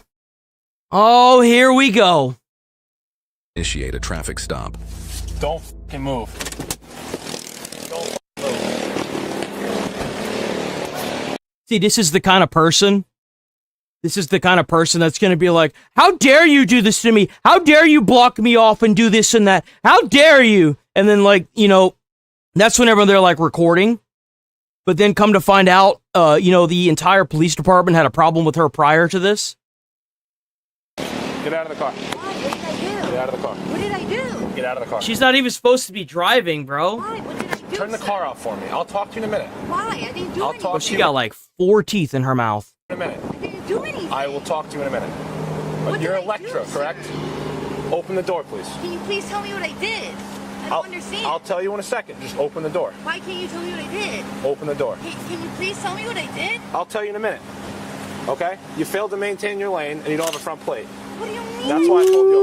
No, I didn't. Just Oh, open the this door, is gonna escalate quick, boy! Woo! I have to open my door. I got a lockout kit. That's not a big deal, dude. Yo, W199, been enjoying the channel. Bro, yeah, we do this every day, man. I love watching this shit. I want to do stuff that's fun, you know what I'm saying? Like, this is fun. And we gonna keep doing this, too. Every day, every day. W199 from, is that? The channel, the Chad USA. Yo, W Chad USA. Sir, Could you please just open the door? I don't want to break the window. Can you just open the door? that, sir? I don't understand what I did. You're Electra, correct? Right? Okay. You're the owner of the car? Yes. Yes. Okay. So step out of the car. Because I went over a lane. Nah, it's all bullshit, dude. Let me tighten it up like He already knows it's bullshit. He already knows this is about to turn sour. Whenever you have 2 cop cars that literally box you in because you're a known runner, nah, dude, you're cooked. You're fucking cooked. You're cooked, lady. Just open the. All she got to do is open the door. Just comply, please. Just do what they're asking you to do. Have some self-preservation here. Come on. Or what? Just I'm gonna talk to you, okay? Okay, so please tell me. Oh. You see, what should happen here as well is he needs to get out and put the spike strips underneath the tire, underneath the back tire. No, sir. I don't understand. What did I do?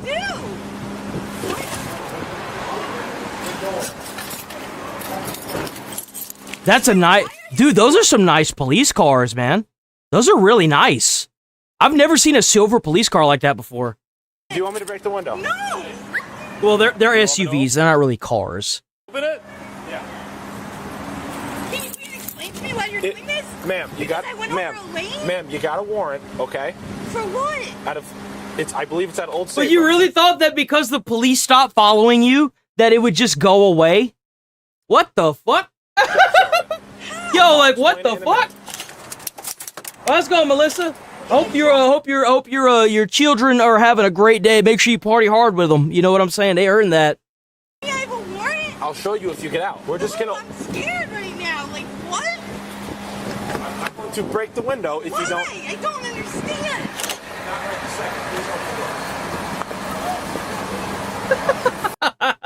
Woo! They about to pop that car door open, boy. Yo, I've never seen one of these deployed.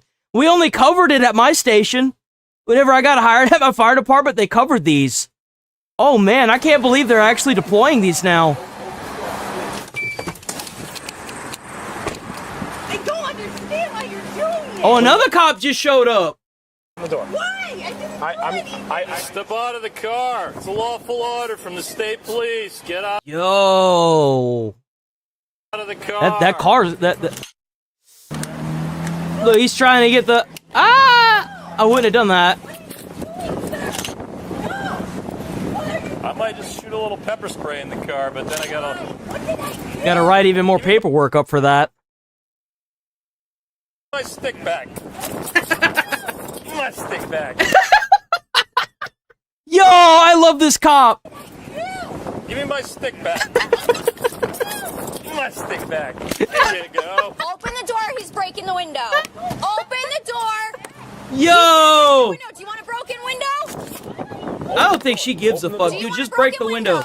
Just break the window. There it is. Boom. Watch out. She's in gear. Oh, she's driving. She's driving. Oh, she's driving. We need the fucking, yo, we need the cattle prods. Hold on, wait a minute. Hell no, you know what should happen right here? They should just unload in that car right there. Boom, dead. You want to sit here and do this? And you get your ass capped? That's what you get. That's what you fucking get. How many people this bitch just put in danger doing this shit? Nope. Should be able to pull your gun out and make sure the threat's neutralized.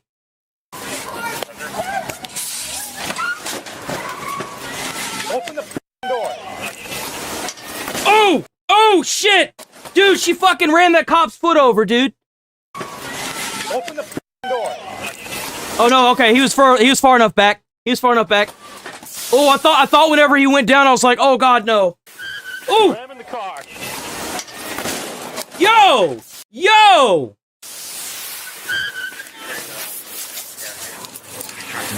What a fucking schizo! Holy shit!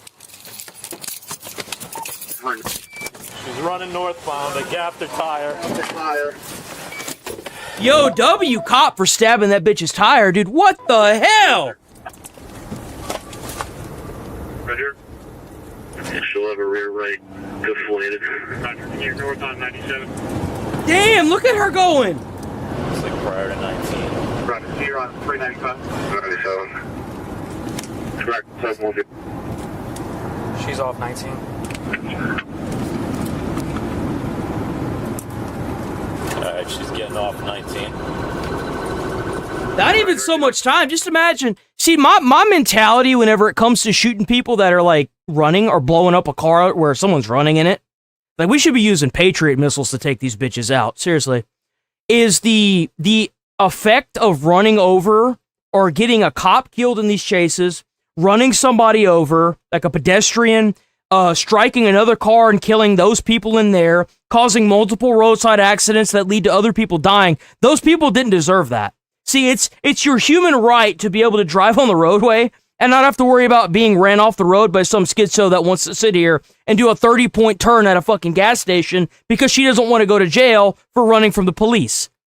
Okay? That's a human right there. Taking a left. Right there, Patriot missile. Boom! Done. Take 3 times ahead of me.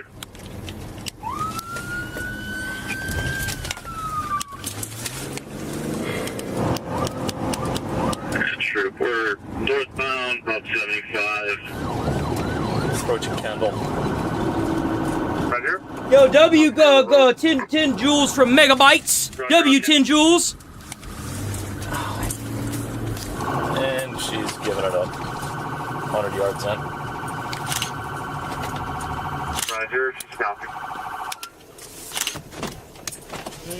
Is that her? That's not it. That's not it.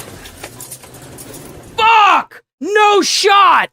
Yo, they lost the car! 455. You got the wrong one. No!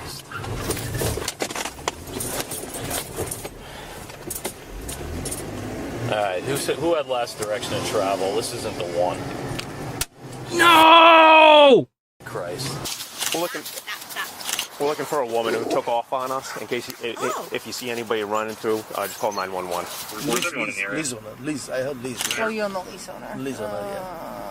How much does it cost for the pump? Average $5,000 to $6,000, definitely. But up to 10, you think? Yeah, up to 10. Just up to 10. Okay. Unconfirmed to which Bro, somebody needs to get a pair of fucking glasses, bro. What the fuck? Left at 97 and some person on the highway pointed. I'm just going to PC north on 169 at normal driving. Damn it. We're taking a call from Kendall Road about a male that took off on foot. There's only a female in the car. Roger. Well, Kendall Road Extension and Shrenod Road. 455 copy. Yeah, there was only her in the car. There was no one else. Bro running from them warrants and then not even after his ass. It was like, nope, I'm out.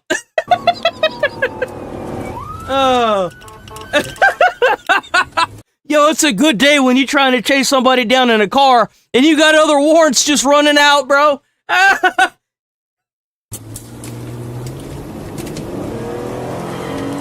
knew she turned down on that road, bro. I knew she turned off the road, bro. Nah, there's something here. Kendall Extension. Come up here. I couldn't imagine, dude.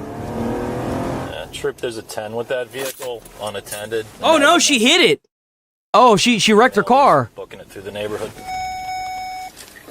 Mm-hmm.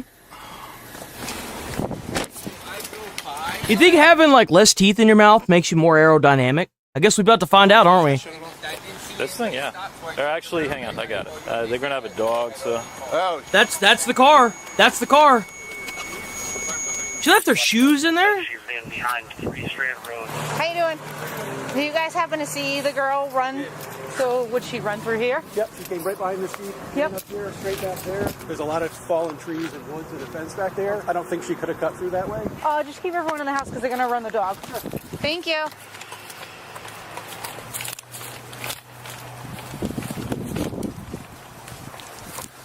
Hey, you're gonna get bit!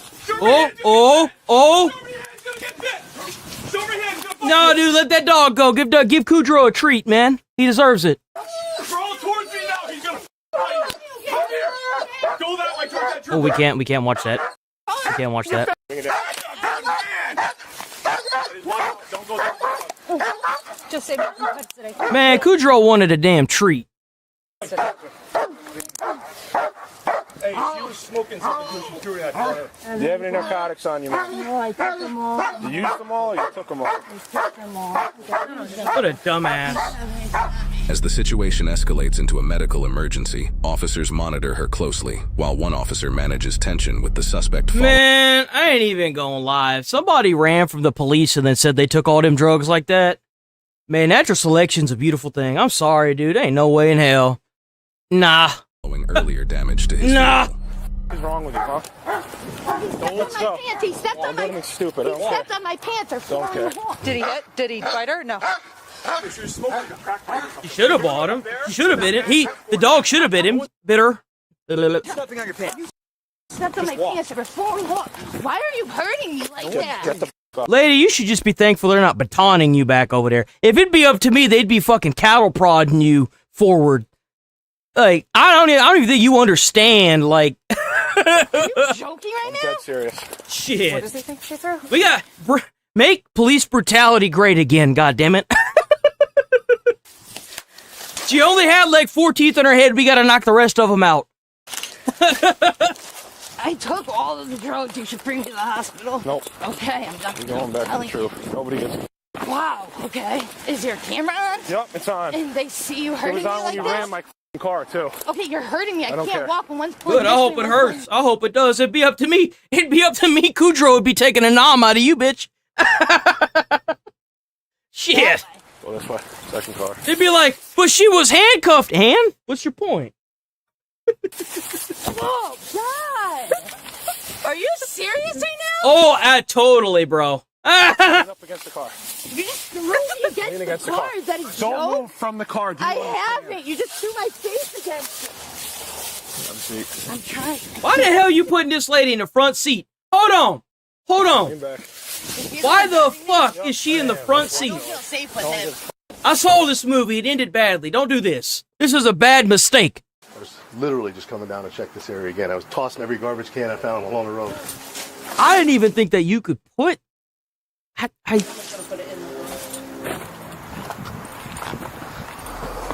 Yo, what a house. So what happens when you ram cars and you take off. Thank you for getting my car dirty. My face against the car. Are you kidding me? Yo! These cops are having none of it, too. Yo! My face against the car. How many bags did you swallow? Over 100. I told you I needed to go to the hospital and he said he didn't give a... Hell nah! You bring that bitch straight to jail, drooling and all. And then slam my face against the car. I guarantee you, if enough of these idiots start dying from doing that, it gonna stop real quick. She's gonna have to go. Yeah. I thought, yeah, bring her back out. Bring her out. I'll search her. Yeah, I thought Trish did a little pat down, but yeah. He threw me against the car and he's tossing me around. It's gonna keep happening. Do you have anything on you that's gonna stick near I don't have anything on me at all. Did you swallow that? We gotta bring you to the hospital? Yes? That's what I told him, yeah. Do you know how many? A lot. We have an ambulance coming here, right? You see?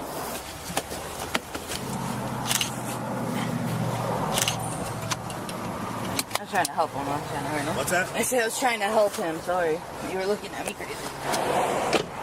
It's just for me.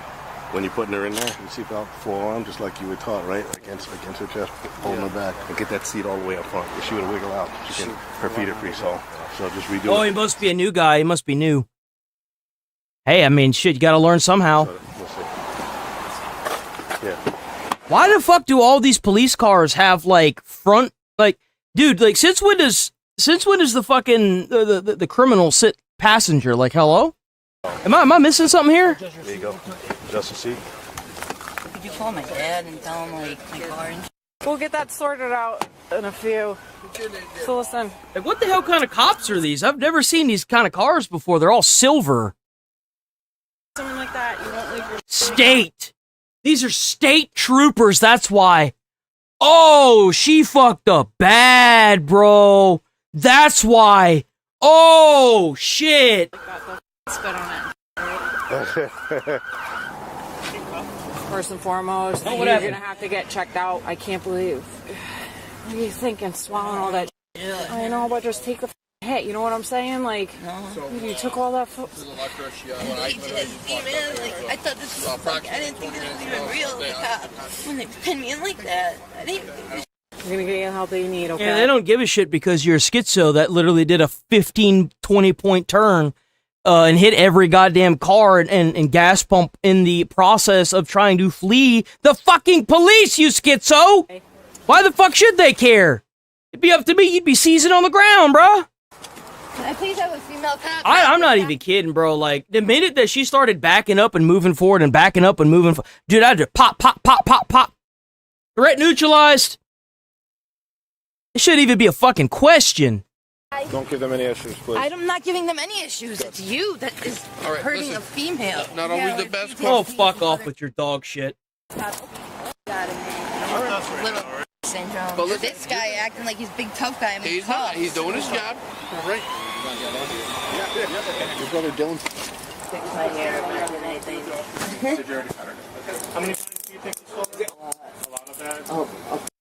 Yeah. She ingested 15 bags of fentanyl. Ooh, how much fentanyl was in each bag? A gram or? There ain't no way, bro. What? Oh boy. Technically, that's... She about to have a rough time. She about to have a rough time. If that was my ambulance, or if that was in the back of that car, or in the back of that ambulance stone, what I know, I'd be like, all right, give her the charcoal. Give her that charcoal. Give her that activated charcoal. Let her eat that shit, and let her throw her guts up. That's exactly what I'd be saying in the back of that ambulance. I'd be like, all right, cool. So she says she swallowed a whole bunch of drugs. I'd be looking at that car, I'd be like, you want us to put her in the, you want us to give her the activated charcoal? They gonna pump her stomach for sure, but we can have some fun with it. Justin, right now, let's concentrate on making sure those drugs are brought up, okay? I know you got all four. I need to wake up. Hey, I got to process you. Why don't you just read this? You can read, right? Understand? How old are you? 32. Yeah, I mean, this is going to be a pain in the butt, but we got to get it done. So we're going to do your right arm first. This is going to be right thumb. This is a disaster, dude. Let's just put this flat. Come on. Follow your fist and go like this. It's not pretty easy. I mean, it's like, go like this. Can you do that? Do you see how you have my arm trained? You see, what they got to do is they got to get somebody in there that knows how to punch. And what should happen is, like, you know how she's like sitting here acting like she go pop, knock her clean out, and then just like roll her fingers that way. She don't have to be awake for this. You can just knock her the hell out. Do you see how you have my arm trained? Bro, the adult daycare don't get paid enough. Adult daycare don't get paid enough for this shit, man. They don't get paid anywhere near enough. Do this and it's coming out like You want you here any longer than I need you here? Trust me, I don't want to be here any longer than I need to be. I love how, like, before body cams, you had all these little schizos crying about, oh, police brutality, and now you got people with the body cams that are screaming, we need to make brutality great again. Isn't that just kind of crazy? Yo, like... Nice. What are they from? Hand surgery. What happened? Doesn't really matter. You really want to do small talk? I okay. just don't really believe you. That's fine. I'm saying you're hurting me because you're crying. I'm saying it doesn't bend that way. You're not really helping me here. So, do you mind leaning forward so I can do your print? I don't know what's so difficult. Of course you don't. Want to move closer to me? There you go, buddy. You got a little brain. Yo! There you go, buddy. Can't lean forward? Considering my feet are right here, unlike you, I don't suck like that. That's not what I heard. Oh, yeah? Is I it? heard some crazy shit about you. Oh, I bet you did. That's a good one. Alright. Oh, what a man you are. I love hurting a little female. Good thing you're on camera smashing my head against a cop car. Alright. I'm just gonna let those, what's that, man? Yeah, man. No, I didn't. I was I'm asking. working at Costco the rest of your life. I can't understand you because you only got 3 teeth. So, we're gonna...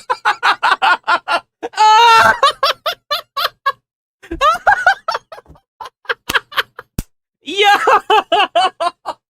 Yo! Yo, this cop is good. Yo, this guy needs a fucking medal. Oh my god.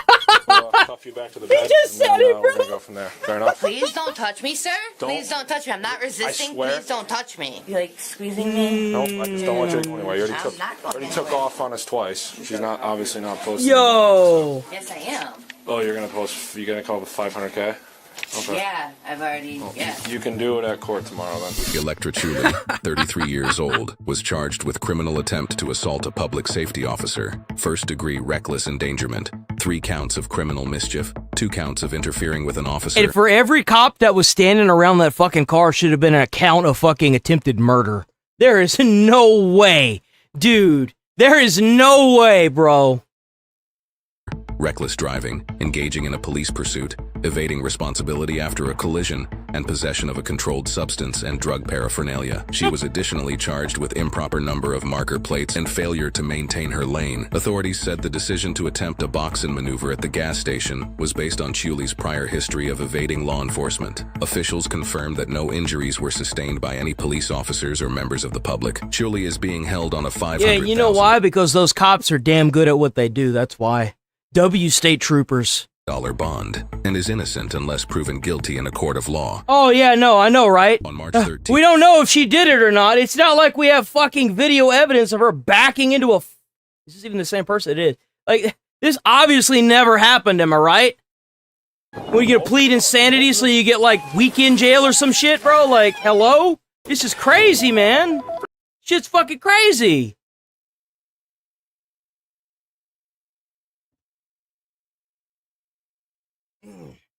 All right, we are going to be rolling up out of this bitch. I'll be back on tomorrow, bright and early. Let me get the music going. W chat, man. It was a damn good day today, man. W chitter chatter. Y'all are freaking awesome, bro.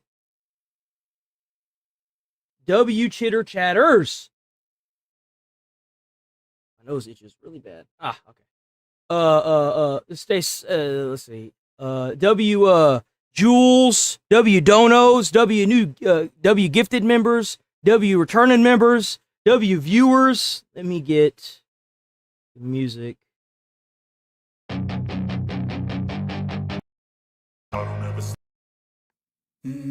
Let's do this. I don't ever slow up, no I don't take shit. I got no love for the fakeness. If you wanna play tough and wanna hate this, okay.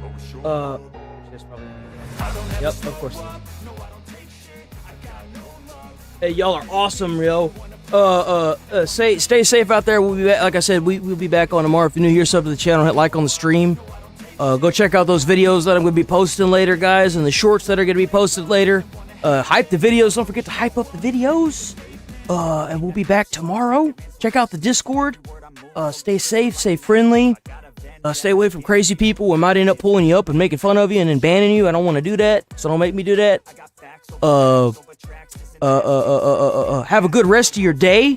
And if this is the you're just like a weak warrior, that's fine. I'll see you on Monday. If not, I'll be here tomorrow. So make sure you check in, say hi to everybody, because we're definitely going to be here. We're never not going to be here, okay? Try to put a smile on someone's face. You might change their whole day or their whole life. You never know. And I will see you guys tomorrow. W chat, W day, W stream. Peace.